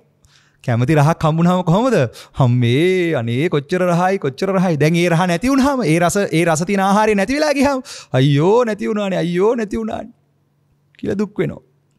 ඒ පැරණි ලෝකප්පත්ති වංශ කතාව අනුවමයෙත් දැන් ඒ ගති ටික එන්නෙම අර කල්ප ආරම්භයේ ඉඳලම මේ මනුස්ස ගතිය මතුවෙලා ඒ ගති ස්වභාවයෙන්ම තමයි අපි ක්‍රියාත්මක වෙන්නේ. එහි අරුත් නොදනිත් ගතිය තියෙනවා හැබැයි වැඩේ වෙන විදිහ තේරෙන්නේ නැහැ. ඒකේ අර්ථය තේරෙන්නේ නැහැ. වාශිෂ්ඨේනි එසමෙහි ඒ සත්නට රස පොළව අතුරුදහන් වූ කල්හි දැන් රස පෘථුවියේ රස අතුරුදහන් වෙලා ගියා. දැන් අර පිඩු කොටලා ගන්න බෑ. ඒ කියන්නේ පිඩු කොට බුදු වෙනවා කියලා කියන්නේ අර කෑලි කඩලා බිදුනවා කියලා කියන්නේ. මේ රස පෘථුවියෙන් පිඩු කඩාගෙන බිදුවා කියන්නේ දැන් එහෙම බුදින්න බෑ. එහෙම කන්න බෑ. මොකද දැන් අර අතුරුදහන් වෙලා කියලා. දැන් පස තියෙන. දැන් ඒක පස කන්න බැරි මට්ටමකට ඇවිල්ලා. රස පොළව අතුරුදහන් වූ කල්හි ඒ රස පෘථුවියේ ඒ පසේ දැන් එනවා භූමි පක්පටකය පහළ විය. යම්සේ නාහතු පාල වන්නේද ඒ මෙන්ම එය විය. දැන් ඕගොල්ලෝ අදත් ඔය කන්න ගියාම හතු මාළුව දැක්කහම කොහොමද? හතු අදටත් අපි හරි ප්‍රියමනාප කෑමක් නෙවෙයි හතු කියන වර්ගයේ හතු. බුදුහාමුදුරුවෝ කියනවා භූමි පක්පටකය හරියට හතු වගේ කියලා. මොන හතුද? නයි හතු කියලා අපි කියන්නේ. අන්නේ හතු වගේ කියලා කියනවා අර රස පෘථුවියේ රස අතුරුදහන් වෙලා ගියාට පස්සේ පහළ වෙච්ච ආහාරය. අන්න භූමි පප්පටකය පහළ වුණා කියනවා. යම්සේ නාහතු පාලවන්නේද එමෙන්ම එය පහළ විය. නාහතු වගේම උපමාව කියනවා නාහතු වගේ තමයි මේ භූමි පප්පටකය කියන එක. එය පැහැපත්ද සුවඳවත්ද රසවත්ද විය. පැහැයක් තියෙනවා හොඳට සුවඳවත් තියෙනවා රසයක් තියෙනවා. මොනවට නිපෙයිනු ගිතෙල් යම්සේද ගිතෙල් තියෙන්නේ. ගිතෙල් ස්වභාවය දැකලා තියෙනවා නම් ආන්නේ ගිතෙල් වගේ වෙඬරු වගේ ඒ බැඳු පැහැ ඇත්තේ විය. ගිතෙල් සහ වෙඬරුවේ පැහැය තමයි ඒ භූමි පප්පටකය කියන ශාකය. ආන්න මගේ කටින් වචනයක් පැන්නා. මොකද්ද? පළවෙනි ශාකය. මේ මානව වංශයේ මේ කල්පයේ මුලින්ම පහළ වෙච්ච ශාකය භූමි පප්පටකය. කාගේ හේතුවක ඵලයක් විදිහට පහළ වෙන්නේ? මේ තෘෂ්ණාකාරී වැඩපිළිවෙලේ හේතුවේ ඵලයක් විදිහටයි ශාකය පහළ වෙන්නේ. දැන් මේවා අද අපි ශාකවල හොයනවා රසායනික සංයුති අපි හොයනවා ඒකේ කෙමිස්ට්‍රි එක අපි ඒකේ හොයනවා බයොලොජි එක. හැබැයි මේ විදිහට මේ ශාක පරිණාමය සහ ශාක ආරම්භය සම්බන්ධව මේච්චර යථාර්ථවාදීව දේශනා කරපු තව දහමක් මේ තුන් ලෝකෙම නැහැ. ඒකයි බුදු පියාණන් වහන්සේගේ දහම සර්වකාණීල වෙන්නේ සහ තුන් ලෝකෙටම එකම දහමක් දේශනා කරන්නේ. එතකොට ඒකේ ඔන්න බලන්න මනුස්ස වෙච්ච මේ ජම්බුද්වීප තලය ඇසුරු කරගෙන මේ මහා ද්වීප සමස්ත උතුරු කුරු දිවයින පූර්ව ගෝයානේ අපර ගෝයානේ කියන මේ සමස්ත සතර දිවයින සකස් වෙච්ච තැන ඉඳලා ඒ සමස්තය සකස් වෙලා ක්‍රමානුකූලව රස පෘථුවිය පහළ වෙලා රස පෘථුවියට බැඳිලා ආබස්සර ඉඳලා ඇවිල්ලා ඊට පස්සේ රස පෘථුවියට බැඳිලා රස පෘථුවිය පිටුකොට කන්න පටන් අරන් ක්‍රමානුකූලව යනකොට මේගොල්ලන්ගේ ශරීර ඝනීභවණය වෙලා පැහැපත් නොපැහැපත් භාවය පැනවිලා ඊට පස්සේ උඹලා පැහැපත් අපි පැහැපත් උඹලා පැහැපත් නෑ අපි පැහැපත් කියන වර්ණාතිමානය ඇවිල්ලා ඊට පස්සේ කාලයක් එහෙම යනකොට රස පෘථුවියේ රස අතුරුදහන් වෙලා ගිහිල්ලා ආන් මහ පොළොවෙන් පහළ වෙනවා. දැන් මොකද්ද? භූමි පප්පටකය. දැන් මේකත් හරියට ගිතෙල් වෙඬරු වල පැහැ යම්සේද ඒ වගේ කියලා කියනවා. යම්සේද මොනවට නිපෙනු වෙඬල් මීද එබඳු පැහැයක් ඇත්තේ වේ. පිළවුන් නැති දඬු වැල් බෑ මීය යම්සේද එබඳු රස ඇත්තේද. පිළවුන් නැති සත්තු නැති මියස්සෝ නැති මීපැණි යම්සේද ආන්ගේ ඒ මීපැණි ටිකක් වළඳනවා වගේ. මීපැණි වගේ තාම ප්‍රණීතයි මිහිරි රසයි කියනවා. වාශිෂ්ඨ නිකල්හි ඒ සත්හු භූමි පප්පටකය වළඳන්නට පටන් ගත්තහ. ඔහු එය පරිභෝග කරන්නාහු එය වළඳන්නාහු එය ආහාර කොට ඇත්තාහු ඊතා දිගු කලක් සිටියාහ. මේක දැන් මොකද කරන්නේ? අනේ අපේ රස පෘථුවියේ රස අතුරුදහන් වෙලා ගියා. දැන් අපිට මහ පොළොව බුදින්න බෑ. දැන් අපි මේ ශාකය වළඳමු. අපි මේ භූමි පප්පටකය වළඳමු කියලා දැන් ඒක කන්න පටන් ගන්නවා. ඒක කන්න පටන් ගන්න කාලයක් යනවා. දැන් ආහාරය මොනවද? භූමි පප්පටකය. හතු වර්ගය. වාශිෂණ යම්සේ සත්තු භූමි පප්පටකේ පරිභෝග කරන්නා වූ එළ වළඳන්නා වූ ඒ ආහාර කොට ඇත්තා වූ ඊතා බොහෝ කලක් සිටියාහුද එසේම බොහෝ සෙයින් ඒ සතුන්ගේ කයෙහි රළු බවද බැසගත. දැන් මොකද වෙන්නේ? තව තවත් ශරීර රළු වෙනවා. පැහැය අඩු බවද පැනින ඇතැම් සත් කෙනෙක් පැහැයපත් වෙද්ද ඇතැම් කෙනෙක් නොපැහැපත්ද වෙත්. අර වර්ණ භේදවාදය තව වැඩි වෙන්න ගන්නවා. පැහැපත් නොපැහැපත් භාවය තව ඒක අර ද්‍රවීකරණය වෙන්න පටන් ගන්නවා. අපි මොවුනට වඩා පැහැපත්ව මොහු අපට වඩා පහයෙන් අඩුය. නොපැහැපත් සත්තු ඉක්ම සිතත් පැහැයෙන් වැඩි කට්ටිය පැහැයෙන් අඩු කට්ටුව පහත් කළා හිතන්න පටන් ගත්තා. මානාතිමාන ස්වභාවය කොටති ඔවුන්ගේ ඒ පැහැය නිසා ඇති වූ අතිමාන කාරණාව හේතු කොටගෙන අනෙකාව සංසන්දනය කළ අනෙකාට වැඩිය මම උසස් මම තමයි පොර කියලා ඒ ආපු ස්වභාවයත් එක්ක මේකම බලවත් වී ආත්මාර්ථයම බලවත් වෙනකොට කාලයක් යනකොට මොකද වෙන්නේ? භූමි පප්පටකයත් අතුරුදහන් වෙලා යනවා. මේකත් අතුරුදහන් වෙලා ගියා. දැන් මොකද කියන්නේ? භූමි පප්පටකේ අතුරුදහන් වූ කල්හි බදාලතාව පහළ විය. දැන් මොකද උනේ? අර භූමි පප්පටකය කියන එකේ රස අතුරුදහන් වෙලා ඒකත් අතුරුදහන් වෙලා ඒක වැඩෙන ප්‍රමාණය අයින් වෙලා ගිහිල්ලා දැන් මොකද වෙන්නේ? ඒක වෙනුවට එනවා බදාලතා කියන ආහාරය. බදාලතා.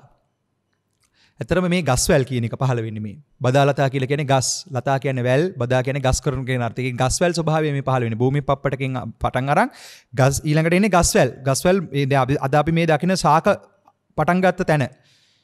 බදාලතා ස්වභාවය. දැන් අපි කන්නේ ශාකනේ අපි ආහාරයට ගන්නේ. අන්න බදාලතා පහළ වෙන්න පටන් ගන්නවා. බදාලතා පහළ විය විල්පලා යම්සේද ඒ බදාලතා එසේම පහළ විය.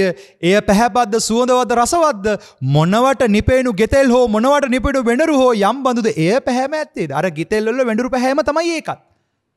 හැබැයි අර හතු තරම් රහ නැහැ. හතු තරම් රහ නැහැ. නමුත් රහයි. රයිට්? අර පැහැමයි තියෙන්නේ. අන්න බදාලතා කියන එක පහළ වෙනවා. දැන් හොඳට මතක තියාගන්න මෙතන තව කාරණාවක් තියෙනවා මේකත් එක්කම කතා කරන්න ඕනේ. අර බ්‍රහ්මකායික ස්වභාවයෙන් ආපු කට්ටියට ගෑනු පිරිමි ભેදයක් තිබ්බේ නැහනේ. ඒගොල්ලෝ ඔක්කොම එකම පිරිමි ස්වභාවයක තමයි හිටියේ. පිරිණු ස්වභාවයක හිටියේ පිරිමි ස්වභාවයක. දැන් මේ බදාලතාවල් කන්න පටන් ගන්නකොට මේක විග්‍රහ කරගන්න ඕනේ. මේ ආහාරය ගන්න පටන් ගන්නකොට අර සසරේ තියෙන ගති පුරුදු අනුව ස්ත්‍රී පුරුෂ ගති ලක්ෂණ මතුවෙන්න ගන්නවා කියලා කියනවා. ඒ කියන්නේ සසරේ වැඩිපුර ස්ත්‍රී ගති පුරුදු වෙලා තියෙන කටට ස්ත්‍රී ගති මතුවෙන්න ගන්නවා. පුරුෂ ගති බලවත් කටට පුරුෂ ගති බලවත් වෙලා එන්න ගන්නවා. දැන් අන්න ස්ත්‍රී ගති සංකාරය. තාම කාය මට්ටමට ඇවිල්ලා නැහැ. මනෝ මට්ටමින් ඔන්න බල ගැන්වෙන්න ගන්නවා. ස්ත්‍රී ගති පුරුදු මතුවෙලා එන්න ගන්නවා. දැන් බදාලතා වළඳලා ඔහොම දැන් කාලයක් යනකොට දැන් තවත් ශරීර ගණීභවණය වෙනවා. තාම හැබැයි ලිංගේන්ද්‍රිය පහළ වෙලත් නැහැ. දැන් මොකද වෙන්නේ? මෙහෙම කාලයක් යනකොට දැන් මෙහෙම කාලයක් කොහොම ටික කාලයක් ගෙවිගෙන යනකොට කාලයක් ගිහිල් ඉවර වෙලා බදාලතත් වළඳපු මේ මිනිස්සුන්ගේ ශරීර ගණීභවණය වැඩි වෙනවා. පැහැපත් නොපැහැපත් භාවය වැඩි වෙනවා. පැහැයෙන් ඉහළ කට්ටිය පැහැයෙන් අඩු කට්ටියව පහත් කරනවා. ඒගොල්ලෝ උද්දච්චයෙන් කල්පනා කරනවා අපිට වැඩිය මුන් පහත්. එතකොට පැහැ අඩු කට්ටිය හිතනවා අපිට වැඩිය අරගොල්ලෝ උසස්.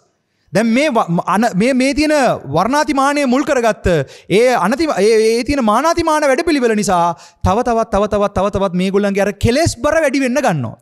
කෙලෙස් බර වැඩි වෙනකොට මේ මැනීමත් එක්ක කෙලෙස් බර වැඩි වෙවි ඇවිල්ලා මොකද වෙන්නේ? කාලයක් යනකොට අර බදාලතාවත් දැන් අතුරුදහන් වෙලා යනවා. දැන් බලන්න මේ කෙලෙස් බර වැඩි වෙන්න අර ආහාර රස ආහාර අතුරුදහන් යනවා. දැන් මොකද වෙන්නේ? ඊට පස්සේ මොකද වෙන්නේ?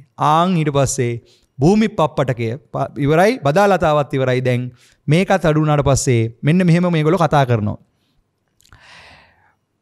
මොහු අපට වඩා පැහැයෙන් අඩුවේ, මොහු අපට වඩා පැහැයෙන් වැඩිය කියලා මේ විදිහට පැහැපත් බවින් අර මානාතිමාණයෙන් මේ වැඩි වෙනකොට කාලයක් යනකොට බදාලතාවත් අතුරුදහන් වූ කල්හි ඔහු එක්රැස් වූහ. දැන් මොකද උනේ? මේ ප්‍රජාව එක්රැස් වුණා. එක්රැස් වෙලා ඒගොල්ලෝ කතා කරනවලු. එක්රැස් වෙලා මිහිරි රසති බදාලතාව අපිට නැතිවිය. එය දැන් නැතිවිය. පුන පුනා කීහ දැනුදු මිනිස්සු මේ විදිහටම කියනවා රස ආහාරය නැති වෙනකොට රස ආහාර නැති වෙනකොට දැනුත් කියනවා අනේ ඉස්සර අපි කාපු ආහාර දැන් අපිට නෑනේ. ඉස්සර අපි කාපු කෑම දැන් අපිට නෑනේ කියලා. ඉස්සර අපි කාපු හාල් වර්ග දැන් අපිට නෑනේ. දැන් අපි කන්නේ ප්ලාස්ටික් හාල්නේ කියලා. දැන් ඉදිරි කාලයට යනකොට ඔය දෙයනේ කියලා ප්ලාස්ටික් කෑම කෑව හැකි අපිට ස්වභාවික කෑම කියලා. ඒක වෙනවා. මොකද මිනිස්සුගේ කෙලෙස් බර වැඩි වෙනකොට ඒ ස්වභාවය වෙනවා. ඒක නවත්තන්න බෑ. රස පෘථිවි රස අතුරුදහන් වෙනවා. ආහාරවල රස අතුරුදහන් වෙලා යනවා. ක්‍රමානුකූලව අපි කන මේ අපි ගන්න ආහාරයම රස ගුණ අඩු වෙලා ගිහිල්ලා ඒවා කෘතිම වෙලා යනවා. ඒකට කෘතිම විදිහට එනකොට ඔය ප්ලාස්ටික් ස්වභාවයෙන් හැදෙන හාල් ඒව ඉස්සරහට කන්න පුළුවන් තව හොඳට. එළවලු එහෙමත් කෑව හැකි.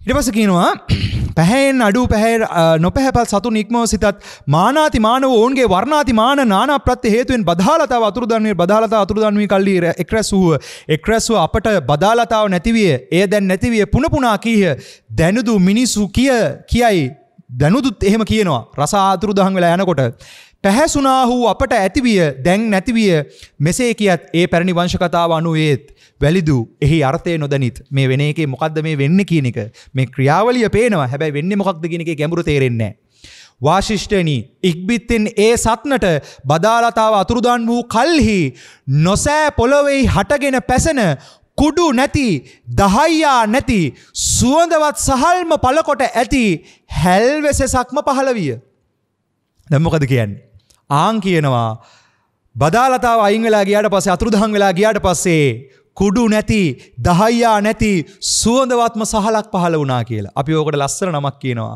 ස්වයංජාත සහල්. අදත් ඔය ස්වයංජාත සහල් කියලා ඔය මාකට් එකේ තියෙන ඔය සහල් නෙමෙයි ඔය කියන්නේ. ඔය තියෙන ස්වයංජාත වල ප්‍රභේදයක් ඔය පසු කාලීන. මූල ස්වයංජාත ප්‍රභේදය කියන්නේ ඊටාම සුවඳ. ඒ කියන්නේ එක තැනක පිපෙනකොට පලාතම සුවඳවත් වෙනවා කියලා කියනවා. ඉතාම සුවඳයි කියලා කියනවා ඒ හැල් වර්ගයේ පිපෙනකොට. ඔන්න බලන්න කතාව. සුවඳ සහල්ම පළකොට ඇති හැල් වෙසසක් පහළ වේ යම් සහලක් සවස් වේලේ සවස් බොජුනට ගෙනෙද්ද පසුදින උදෑසන එය පැසුනේ යලිදු වැඩුනේ වෙයි. අන්න කියනවා සවස් කාලේ මිනිස්සු ගිහිල්ලා දැන් බදාලතාව නැහැනේ දැන් අතුරුදහන් වෙලා ගිහිල්ලානේ. දැන් අර සොයන්ජාත හැල් තමයි ආහාරය වෙන්නේ. සවස් කාලේ මේගොල්ලෝ ගිහිල්ලා මේක අරන් එනකොට ඒ කපපු තැන පහවදා උදේට ආයි වැවිලා තියෙනවා. ඒ තරම් ඉක්මනින් එක වැවෙනවා. අද ගිහිල්ලා කපාගෙන ආපුවම හෙට උදේ වැවිලා. ආන් කියනවා වාශිෂ්ඨනීය සත්වයෝ සවසට බොජුනට ගෙනෙද්ද පසුදින උදෑසනේ පැසුනේද යලිදු වැඩුනේ වෙයි කපා නොගන්නා ලද තැනක්ව නොඅඩුව බැනේ. ඒ කපා ගන්නා ලද තැනක් තියෙනවද? ඒ කියන්නේ සොයන්ජාත හැල් කපාගෙන ආපු තැනක් තියෙනවද? ඒක අරන් ආපු තැනක් තියෙනවද? එතන නැවත අඩුවක් නැතුවම වැවෙනවා කියනවා. වාශිෂ්ඨන එකල්හි සත්වයෝ නොසාන ලද ඒ කියන්නේ බිම හාල නෙමේ. බිමෙහි හටගෙන පැසුණු හැල් සහල් පරිභෝග කරන්නාහු එයම වළඳන්නාහු එයම ආහාර කොට ඇත්තාහු ඊතා බොහෝ කලක් සිටියාහ. දැන් සොයන්ජාත හැල් ආහාරයට ගමින් වළඳමින් බොහෝ කාලයක් ඉන්නවා. වාශිෂ්ඨන යම්සේ ඒ සත්හු නොසෑබිම හටගෙන පැසුණු හැල් සහල් පරිභෝග කරන්නාහු එයම වළඳන්නාහු එයම ආහාර කොට ඇත්තාහු ඊතා බොහෝ කලක් සිටියාහුද එසේ ඒ සතුන්ගේ සිරුරෙහි බොහෝ සෙයින් රළු බව පහළ විය නොපැහැපත් බව පැනින ස්ත්‍රී ගති ස්වභාවයේ තුලින් ස්ත්‍රීන්ට ස්ත්‍රීලිංගයේද පුරුෂ ගති ස්වභාවයෙන් පුරුෂයන්ට පුරුෂලිංගයේද පහළ විය. දැන් ඕගොල්ලන්ගේ අපේ ඇඳුම් ගැලෙව්වහම ඇතුලේ තියෙන කුට්ටන් ටික ඕන් ඔය කුට්ටන් ටික පහළ වෙච්ච තැන තමයි මේ කියන්නේ. අහන් අර බදාලතාව අතුරුදහන් වෙලා ගියා. ඊට පස්සේ සොයන්ජාත හැල් පහළ වුණා. ආන් සොයන්ජාත හැල් පහළ වුණාට පස්සේ ආන් ඒකම බොහෝ කාලයක් වළඳනකොට කර්මානුකූලව පරිණාමය වෙලා මොකද වෙන්නේ? ස්ත්‍රීලිංග සහ පුරුෂලිංග සහිතව මානවයා පහළ වුණා. මානවයාගේ ඒ ස්වභාව පහළ වුණා. දැන් මොකද වෙන්නේ? ඔන්න ඊළඟට වෙච්ච විදිහ දැන් මරු වැඩේ. ඔන්න අහගන්න. මරුකුවට මරුම නෑ මේකම තමයි වෙච්ච ලොකුම හානියත් අපිට. ඔන්න කියනවා ස්ත්‍රියට ස්ත්‍රීලිංගයේද පුරුෂයාට පුරුෂලිංගයේද පහළ විය ස්ත්‍රිය දෙස බොහෝ වෙලා ස්ත්‍රීද වූ කලි ඊතා බොහෝ වෙලාවක් පුරුෂයා දෙස බලා ඉඳි. ඊළඟට කියනවා පුරුෂයාද ස්ත්‍රිය දෙස බොහෝ වෙලාවක් බලා ඉඳි. අදටත් අපිට පිරිමි කට්ටියකින් මම අහන ප්‍රශ්නේ මෙතනත් මාළිලා ටිකක් ඉන්නවා මම ඔබලගෙනුත් මේ ප්‍රශ්නේ අහනවා. ඔබලගෙනුත් අහනවා. බල වැඩිපුරම දකින්න ආස රූප මොන රූපද? පිරිමි රූපද ගෑනු රූපද? උත්තර දෙන්න මම මේ ඔයගලන්ටත් එක බණ කියන්නේ. මොකද්ද අපි කැමතිම රූප? ස්ත්‍රී රූපේ. අර බුදුහාමුදුරන් එක වෙලාවක ඇවිල්ලා අහන්නේ මොකක්ද අහන ප්‍රශ්නේ? මොකක්ද අහන්නේ? බුදුහාමුදුරන්ගෙන් අහනවා ආනන්ද හාමුදුරුවෝ මේ ලෝකේ ස්ත්‍රියට වඩාත්ම ප්‍රියමනාප රූපය මොකද්ද? පුරුෂයාට වඩාත්ම ප්‍රියමනාප රූපය මොකද්ද කියලා. එතකොට බුදුරජාණන් වහන්සේ කියනවා ආනන්ද ස්ත්‍රියට වඩාත්ම ප්‍රියමනාප රූපය පුරුෂ රූපයයි. ස්ත්‍රියට වඩාත්ම ප්‍රියමනාප ශබ්දය ස්ත්‍රී ශබ්දයයි. ස්ත්‍රියට වඩාත්ම ප්‍රියමනාප ගන්ධය පිරිමි ගඳ. ස්ත්‍රියට වඩාත්ම ප්‍රියමනාප ගන්ධය පිරිමි ගන්ධය. පිරිමිගේ ගඳට කැමති ස්ත්‍රී. ඊට පස්සේ කියනවා ස්ත්‍රියට වඩාත්ම ප්‍රියමනාප රසය පුරුෂයාගෙන් ලැබෙන රසය. අර මුඛ සංසර්ගයේදී එහෙම ස්ත්‍රී පුරුෂ මුඛ සංසර්ගයේදී ওই රසය තමයි හොයන්නේ. මං කියන එක තේරෙනවද? දැන් මේ අවුල පේනවද ඔයගොල්ලන්ට? එතකොට ස්ත්‍රියට වඩාත්ම ප්‍රියමනාප පුරුෂ රූපය, පුරුෂ ශබ්දය, පුරුෂ ගන්ධය, පුරුෂ රසය, පුරුෂ ස්පර්ශය. ඊළඟට පුරුෂයාට වඩාත්ම ප්‍රියමනාප රූපය ස්ත්‍රී රූපය, ස්ත්‍රී ගන්ධය, ස්ත්‍රී රසය, ස්ත්‍රී ස්පර්ශය. ස්ත්‍රී රසය, ස්ත්‍රී පහස. දැන් අන්න පටන් ගත තැන. ස්ත්‍රීන්ට දැන් ස්ත්‍රී ලිංග පහළ වුණා, පුරුෂයන්ට පුරුෂ ලිංග පහළ වුණා. දැන් මුන් දෙගොල්ලෝ දිහා බලාගෙන ඉන්න පටන් ගත්තා. දෙගොල්ලෝ දිහා බලාගෙන ඉන්නකොට මොකද වෙන්නේ? ස්ත්‍රීට ස්ත්‍රී ලිංගයේද පුරුෂයට පුරුෂ ලිංගයේද පහළ වෙයි. ස්ත්‍රී ලිංගයේද වූ කලී බොහෝ ස්ත්‍රී වූ කලී බොහෝ වෙලාවක් පුරුෂයා දෙස බලා ඉඳී. පුරුෂයාද ස්ත්‍රිය දෙස බොහෝ වෙලාවක් බලා ඉඳී. මෙසේ ඊතා බොහෝ වෙලා ඔවුනොවුන් දෙස බලා ඉන්නා ඔවුනට සරාගය පහළ විය. අන්න ආව මොකද්ද දැන්? අපි කියන පංචකාමයේ කියන එක. කොහොමත් කාමාවචර රූපාවචර අරූපාවචර වේවා මේ සමස්ත පැවැත්ම තුල කාමයේ කියන වැඩපිළිවෙල අනුසේ විදිහටම අපි ගාව තියෙනවා. පැවැත්ම කියන වැඩපිළිවෙලත් එක්ක. එතකොට ඒකෙන් අර කාමාවචර මට්ටම මතු වුණා. අන්න අර පංචකාම බලයේ පංචකාම වැඩපිළිවෙල බලවත් වෙලාම ආවා. ආන් එක බල වෙලා සරාගය මතු වුණාට පස්සේ මෙන්න කියනවා මෙසේ ඊතා බොහෝ වෙලා ඔවුනොවුන් දෙස බලා ඉන්න ඔවුන්ට සරාගය පහළ විය. රාග පරිදාහය කයෙහි බැසගත්තේය. දැන් ඔය ලව්සික් ගහලා ඉන්න කාලෙක කෙල්ලෙක්ට ලව් කරන කාලෙක කොහොමද කයේ ස්වභාවය? කාය පරිදාහය කොහොමද? අත්දැකීමෙන් බලන්න. අන්න රාග පරිදාහය. දැන් ඔය යාළුලා ඉන්න කෙල්ලෙක් හරි ඔය ලව් කරන ගෑනු කෙනෙක් හරි දාලා ගියොත් එහෙම දැනෙන දුක කොහොමද? තේරෙනවද මම කියන කතාව? ඒ ස්වභාවය රාග පරිදාහය කියන එක. ඒ අත්දැකීම තියෙනවනේ. අත්දැකීම මතකයිනේ. දැන් අපි හැමෝම හිතන් ඉන්නනේ මේ බණහන ගොඩක් කට්ටිය හිතන් ඉන්න එකක් තමයි අපි හැමෝම හරි සීලවන්තයි කියලා. මොන සිල්ද අපි ගාව තියෙන්නේ? ඔය කුහක කන් ටික ඔය තියෙන අවුල් ටික වයි තියෙන්නේ අපි ගාව. අපි හැමෝම ගාව මේ ප්‍රශ්නේ තියෙනවා. එළියට පෙන්වෙන්නේ නැතුණට ඇතුලේ ඔය ගොජේ එනවා. ඒ අවුල වෙනවා. පැහැදිලිවම වෙනවා. මේ කියන්නේ පටන් ගත දැන එක. මේ කල්පේ මිනිස්සයාට වෙච්ච අවුල. රාග පරිදාහය. ඕන් රාග පරිදාහය හේතුවෙන් මම මොකද වෙන්නේ? රාග පරිදාහය කයෙහි බැසගත්තේය. ඔහු රාග පරිදාහය හේතුවෙන් මෙවුන් දම් සෙව්හ. දැන් මොකද්ද හොයන්නේ? ලිංගික තෘප්තිය හොයනවා. මෙවුන් දම් හොයනවා. මෙවුන් දම් සෙව්හ. වාශිෂ්ඨේනි එසමෙහි සත්ව කෙනෙක් මෙවුන් දම් සෙවුනාහු දකිද්ද ඒ අන්‍යෝ වසලිය නැසව වෙනසව කෙසේනම් සතෙක්ට මෙබන්දක් කරන්නේද? අදටත් ඔය සමාජය තුල කොල්ලෙක් කෙල්ලෙක් අද නම් ඉතින් එච්චර අවුලක් නැහැ. අතින් අල්ලන් ගියාට ඔය එකක් එහෙම දුන්නට දැක්කත් එකක් දෙනවා දැක්කත් බයිනවද නැද්ද මේ සමාජ මිනිස්සු? අන්න බයින පටන් ගත තැන. අර ලිංගේන්ද්‍රියන් පහළ වෙලා රාග පරිදාහය බෑහලා කයෙහි ඒ රාග පරිදාහය බලවත් වෙලා මේගොල්ලෝ මෙවුන්දම් සොයනකොට මෙවුන්දම් කරනකොට තැන් වලට වෙලා ඒ රාග පරිදාහයෙන් ඔදවත් වෙච්ච පිරිස මේවා මෙවුන්දම් කරනකොට අනික් පිරිස වසලිය උඹලා මොනවද ඔය කරන්නේ කියලා ගරහන්න පටන් ගන්නවා. බයින්න පටන් ගන්නවා. ඒගොල්ලෝ මහ පොළොවේ පස් අරගෙන මෙහෙම පුටි කරලා ගහනවලු මෙහෙම කළා. මොකක්ද යක් ඔය කරන්නේ කියලා අර අතට අහු වෙන පස් ටික පස් ගුලි කරලා ගහනවලු මෙහෙම කළා. මොකක්ද ඔය කරන්නේ? වසලිය නැසව තොපි නැසව මොනවද ඔය කරන්නේ කියලා. පස් වලින් ගහනවා කියලා කියනවා. මෙබන්දක් කරන්නේ දෙකේ පස් දමා ගසත් අන් කෙනෙක් අලු දමා ගසත් ගොම දමා ගසත් දැනුදු ඇතම් දනහු මිනිසුත් එය කරත් ස්ත්‍රියක ගෙන යනු ලබන කල්හි අන් කෙනෙක් පස් දමා ගසත් අන් කෙනෙක් අලු දමා ගසත් තව කෙනෙක් ගොම දමා ගසත් ඒ පැරණි ලෝකප්පත්ති වංශ කතාව අනුව අදත් කසාද බැඳලා යනකොට එතනත් ඉන්නවනේ අලුත බැඳපු කට්ටිය. බැඳලා යනකොට යාළුවෝ රැග් එහෙම දෙන්නේ. කොහොමද? අද නම් පස් ගොල්ලින් කෙලින්ම ගහන්නේ බිත්තර වලින් ගහන්නේ. තක්කලි වලින් ගහන්නේ. ඔය එක එක විහාචාරිත්‍ර ලෝකේ තැන් තැන් වල ඕක තියෙනවා. කසාද බැඳලා යනකොට සමහරව කුණු තක්කලි වලින් ගහනවා. බිත්තර වලින් ගහනවා. පස් වලින් ගහනවා. ගොම වලින් ගහනවා. ඒ දෙනට ගහනවා. ඒ අර ඉරිසියාව. ඇත්තට මේ අර ඉරිසියාව වෙන්නේ. උඹලා එක් කරන එක අපිට කරන්න අපිටත් දැන් කරගන්න බැරි වෙලා කියලා තාම. එතකොට අර ලිංගික ඊර්ෂ්‍යාව ආපු ගමන් ගහනවා අරගෙන. දැන් මොකද වෙන්නේ? දැන් මේ කාලයක් තිස්සේ මේ ගොම ගහපු කට්ටියම මේව ගහපු කට්ටියම ඊට පස්සේ ක්‍රමානුකූලව මොකද වෙන්නේ? වාසිෂ්ඨේ එසමෙහි පස් දමා ගැසුම් ආදී විසින් අධර්මයයි සම්මත වූ යමක් වියද එය දැන් ධර්මයයි සම්මත වී ඇත. දැන් මොකද වෙලා තියෙන්නේ? දැන් එදා වසලිය කියලා ගහලා බැනලා මේක කරන්න එපා කියලා කෑ ගහපු කට්ටිය දැන් කියනවා මොකද කියන්නේ?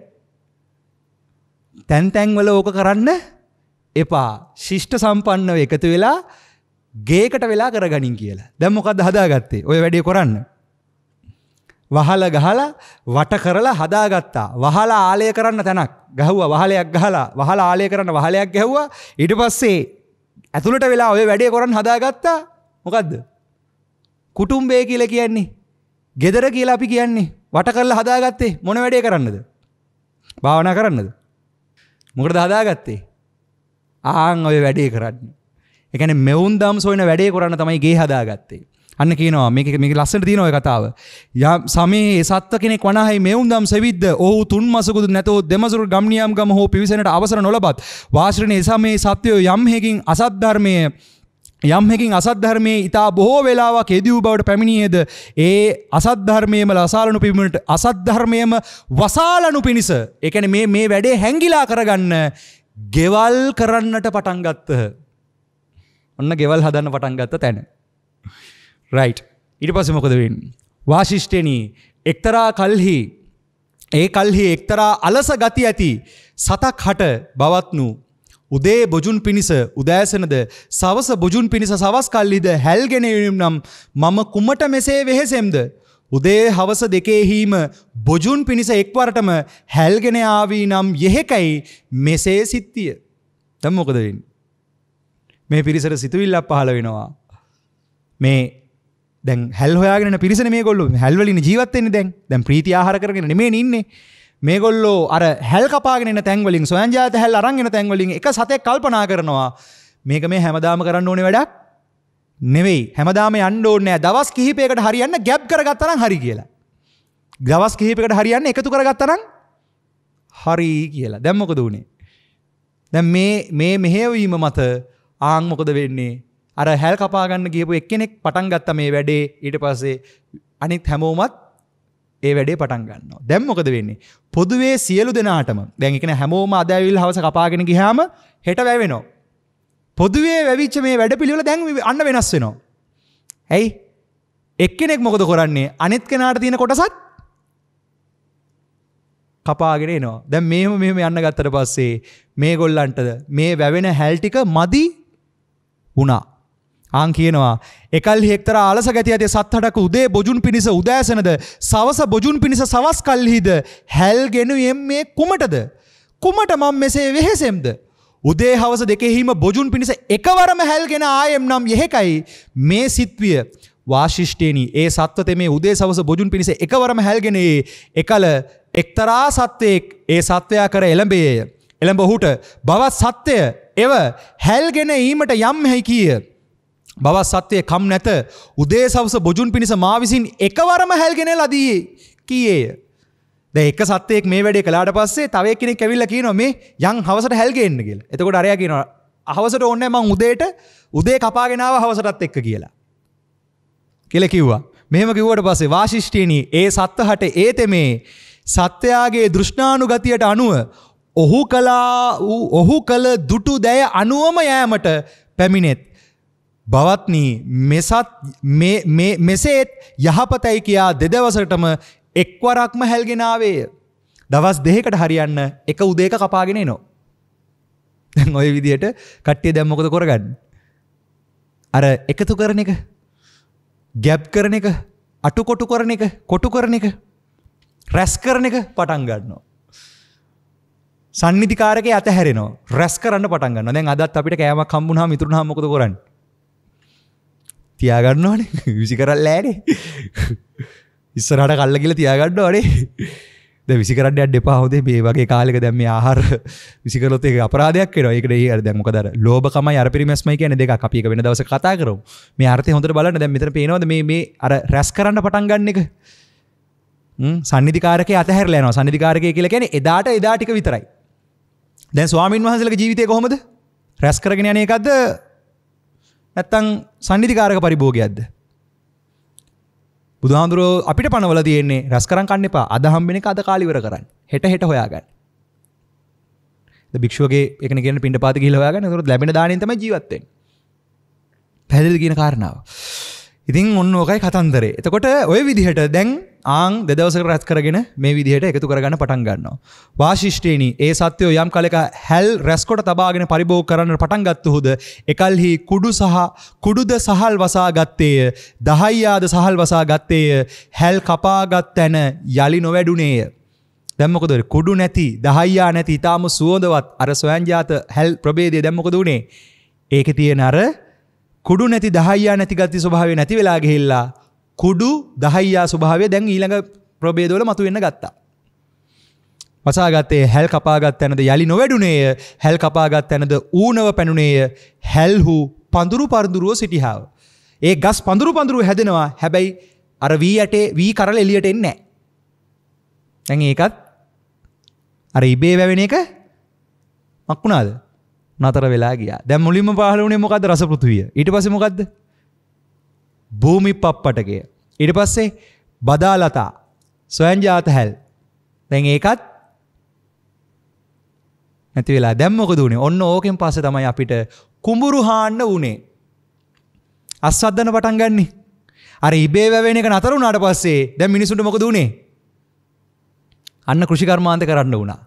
පොළොව සකස් කරලා බීජ වපුරලා අස්වැන්න නෙලා ගන්න ක්‍රමයේ පටන් ගත්තේ ඔතනින් පස්සේ. රයිට්. ඕක තමයි වෙච්ච කාරණාව. ඉතින් මේක තාම රමණීය සූත්‍රයක්. අපි තවත් දවසක ධර්ම දේශනාවකදී මේක තව ගැඹුරට සාකච්ඡා කරමු. මේකේ තව තියෙනවා පැති ගොඩක් කතා කරන්න අපිට. අද මේ තියෙන කාල සීමාවත් එක්ක අපි අදට මේ දේශනාව මෙතකින් හමාර කරන්නට දෙමු. මම හිතන්නේ මේ ධර්මය අපි අවබෝධ කරගන්න මහන්සි වෙනවා නම් අපිට අපේ ජීවිතය තුලින් මේක දකින්න තියෙන. මම අර හැමදාම කියනවා වගේ ජීවිතය තුලින් ධර්මය දකින්නත් ධර්මය තුලින් ජීවිතය අවබෝධ කරගන්නත් අපි දක්ෂ වෙන්න ඕනේ. ඒකයි සදහැවති ප්‍රඥාවන්ත සදහැතියෙක් විදිහට ධර්මයේ විමර්ශනය කරන්න ඕනේ. බුදුහාමුදුරුවෝ කියලා තියෙන කාරණා හොඳට බලන්න ඕනේ. මේ සමස්තයම විමර්ශනය කරමින් තේරුම් ගන්න වටහා ගන්නකොට අපිට අපි ගැන වෙනදා නොදැනිච්ච අවබෝධයක් මතුවෙන්න ගන්නවා. ඒකට තමයි අපි කියනවා පෙර නොයසු විරු අවබෝධය කියන එක. ඒ අවබෝධය විවරණය වෙලා එන්න නම් පැහැදිලිවම අපි සද්ධර්ම පරියාය සාකච්ඡා කරන්නට ඕනේ. ඉතින් ඒ යන ගමනට තථාගත බුද්ධ වචනයම මුල් කරගෙන ඒ අවබෝධය මතු කරගන්න සෑම සිළු දෙනාට වට පරිසරයක් සැකසෙන්න කියන අර්ථයෙන් මේ වෙලාවේදී දේශනාව අවසන් කරන්නට යෙදෙනවා. දේශනාව අවසන් කරන්නට කලින් මෙන්න මේ කාරණාවක් කියන්නම්. වාශිෂ්ඨිනි එකල්හි සත්වයෝ එක්තැනකට රැස් වූහ. රැස්ව උනුන් හා මෙසේ කතිකා කරගත්හ. බවත්නි ඛේදයක ලාමක ස්වභාවයෝ සත්‍යයන් කෙරෙහි පහළ වූහ.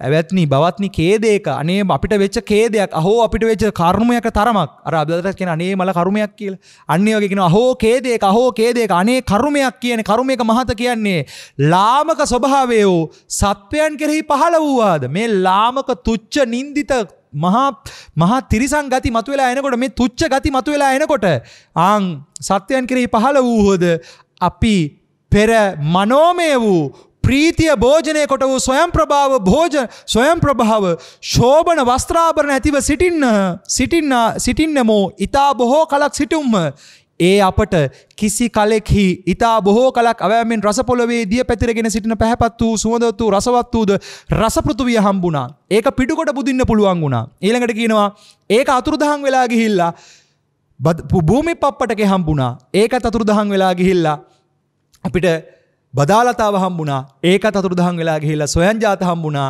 දැන් ඒකත් අතුරුදහන් වෙලා ගියා. අහෝ ඛේදයක තරම කියලා කියන්න ගත්තා. ඉතින් ওই විදිහට කියලා ඊට පස්සේ මේ කාරණාව තව ඉතින් විග්‍රහ කරගෙන යනවා. දැන් මේ කතාව කවුරු හරි කෙනෙක් අහනවා නම් මම කියන්නේ මානව පරිණාමය සම්බන්ධව බුදුහාමුදුරන්ගේ විවරණය හොයන්න පින්වතුනි. ඒක හොඳට බලන්න. මේ කල්පය ඒ වගේම තමයි කල්පයත් එක්ක බැඳිච්ච මේ කාරණාව. මේ සකස් වීම කියන කාරණාව මේ මානව පරිණාමයත් එක්ක අපි මේ විග්‍රහ කරගන්න මේ කාරණා ටික බුදුහාමුදුරුවෝ මේ සත්වයන්ගේ පැනවීම සහ සත්ව වැඩපිළිවෙල සම්බන්ධව විග්‍රහ කළ දිනේ මේ විග්‍රහය ඊටාම තීව්‍රව අපි සාකච්ඡා කරන්නට ඕනේ. මේවා සුරංගනා කතාවක් ගානට දාන්න නැතුව නිකන් ඉතිහාස කතාවක් ගානට දාන්න නැතුව මේකේ තියෙන ගැඹුර මේ කතාවල තියෙන ගැඹුර තමන්ගේ පැත්තෙන් අවබෝධ වෙන විදිහට මතු කර ගැනීමට අපි වෙහෙසෙන්නට ඕනේ. ඉතින් තවත් දවසක ධර්ම දේශනාවකට අවස්ථාවක් ලැබෙන විදිහට මේ කොටසේම ඉතුරු කොටසක් විග්‍රහ කරන්න බලාපොරොත්තු වෙනවා. මේ අර්ථ ධර්ම හොඳට විමර්ශනය කරන්න, තව තව හොඳට බලන්න. මේ ලෝක ආරම්භය, ඒ කියන්නේ විශේෂම ලෝකෝපපති වංශ කතාවට අනුව මේ කල්පය ආරම්භ වෙලා කල්පය තුල මේ පෘථිවිය මුල් කරගෙන පෘථිවිය සකස් වීම කියන කාරණාව සහ මේ මහා කල්පයක් තුල මේ අසංඛ්‍ය කල්පයක් සකස් වෙවි යන අසංඛ්‍ය කල්පයන් සකස් වෙවි යන මේ වැඩපිළිවෙල සහ ඒ අසංඛ්‍ය කල්පයන්ට මුල් වෙලා තියෙන අන්තක් කල්පයන් සකස් වීම කියන මේ සමස්ත කල්ප වැඩපිළිවෙල සම්බන්ධව තේරුම් ගැනීම පිණිස තමයි මේ ධර්මානුශාසනා වැඩපිළිවෙල සිද්ධ කරගෙන යන්නේ. ඉතින් කල්පය හරියට තේරුම් අරගත්තොත් අපිට කාල ප්‍රදේශයේ කියන ගැඹුර හරියට තේරෙන්න ගත්තොත් වැටහෙන්න ගත්තොත් අපිට සංසාරය අතික්‍රමණය කරන්න පුළුවන්, කාලය අතික්‍රමණය කරන්න පුළුවන්, අකාලික අවබෝධයකට යන්න හැකියාවක් ලැබෙනවා.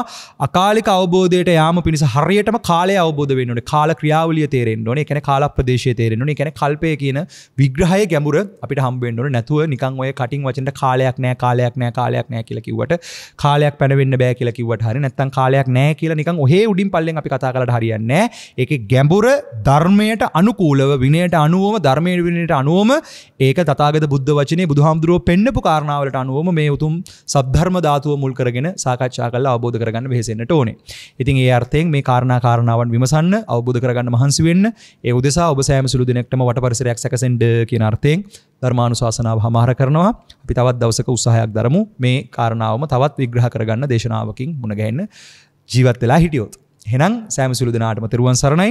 සබ්බීතියෝ විවජ්ජන්තු සබ්බ රෝගෝ විනස්සතු මාතේ භවත්වන්තරායෝ සුඛී දීඝායුකෝ භව පෞතු සබ්බ මංගලං රක්කන්තු සබ්බ දේවතා සබ්බ බුද්ධානුභාවේන සදා සොත්තේ භවන්තු තේ බෞතු සබ්බ මංගලං රක්කන්තු සබ්බ දේවතා සබ්බ ධම්මානුභාවේන සදා සොත්තේ භවන්තු තේ බෞතු සබ්බ මංගලං රක්කන්තු සබ්බ දේවතා සබ්බ සංඝානුභාවේන සදා සොත්තේ භවන්තු තේ සසංග සියල් බඹලොව වසන දෙවිය නියුරඟ ගුරුළු යක්බෝ නරාසුරයිනි නොළඟ බෙළඟ දිය ගොඩ සෞසතුනි සමග මෙපින් අනුමෝදන් සමසිතිනි වාත දෙරණට පටන් නොහැර මඟක නිටා බඹලොව පටන් භූතයක් සෙන් වෙසෙන පිසසුන් මැසි මදුරු කුරු කුහුඹුවන් සතත මෙත හස මෙද හසුන් යුත් හිත මිතුරුන් ඇති අහලුවන් අපේ ගුරුවර දෙමාපිය සහ සියලු නෑසියෝ ගනිත්වා මෙපින් උදේට පායන හිරු දෙවියන්ටයි සවසට පායන සඳ දෙවියන්ටයි අප සැමගේ ගුරුවර දෙමාපියන්ටයි සිහි කරපින් දෙමු නිවන් දකින්ටයි අප සැම ඇති දැඩිකල දෙමාපියන්ටයි නිපුණ පුහුණු කළ ගුරු දෙගුරුන්ටයි මෙසියලු සක්වල වසනා බ්‍රහ්මදේව මනුස්ස සතරංග පාගත සියලු ලෝක සියලු සත්වයන්ටයි සිහි කරපින් දෙමු මෙත් සිතකින් නිවන් දකින්ටයි බුද්ධ රතනානුභාවේන ධම්ම රතනානුභාවේන සංඝ රතනානුභාවේන සබ්බ දුක්ඛං විනස්සතු බුද්ධ රතනානුභාවේන ධම්ම රතනානුභාවේන සංඝ රතනානුභාවේන සබ්බ බයෝ විනස්සතු බුද්ධ රතනානුභාවේන ධම්ම රතනානුභාවේන සංඝ රතනානුභාවේන සබ්බ රෝග විනස්සතු සබ්බේ බුද්ධා බලප්පත්තා පච්චේකානං චයං බලං අරහන්තානං ච තේජේන රක්ඛං බන්දාමි සබ්බසෝ සබ්බේ බුද්ධා බලප්පත්තා පච්චේකානං චයං බලං අරහන්තානං ච තේජේන රක්ඛං බන්දාමි සබ්බසෝ සබ්බේ බුද්ධා බලප්පත්තා පච්චේකානං චයං බලං අරහන්තානං ච තේජේන රක්ඛං බන්දාමි සබ්බසෝ අභිවාදන සීලිස්ස නිච්ඡං වද්දාපචායිනෝ චත්තාරෝ ධම්මා වඩ්ඩන්ති ආයුවන්නෝ සුඛං බලං ආයුරාෝග්‍ය සම්පatti සග්ග සම්පatti මේවච අතෝ නිබ්බාන සම්පatti මිනාතේ සමිජ්ජතු සුවිසි අනන්තෝ ගුණ බලයෙන් උතුම් ධර්මාභෝධයම සැලසේවා සසර දුකින් එතර වීම පිණිසම හේතු වාසනා වේවා නිවනින්ම නිවී සැනසේවා සුවපත් වේවා ත්‍රිවන් සරණයි රාගක්ඛයෝ නිබ්බානං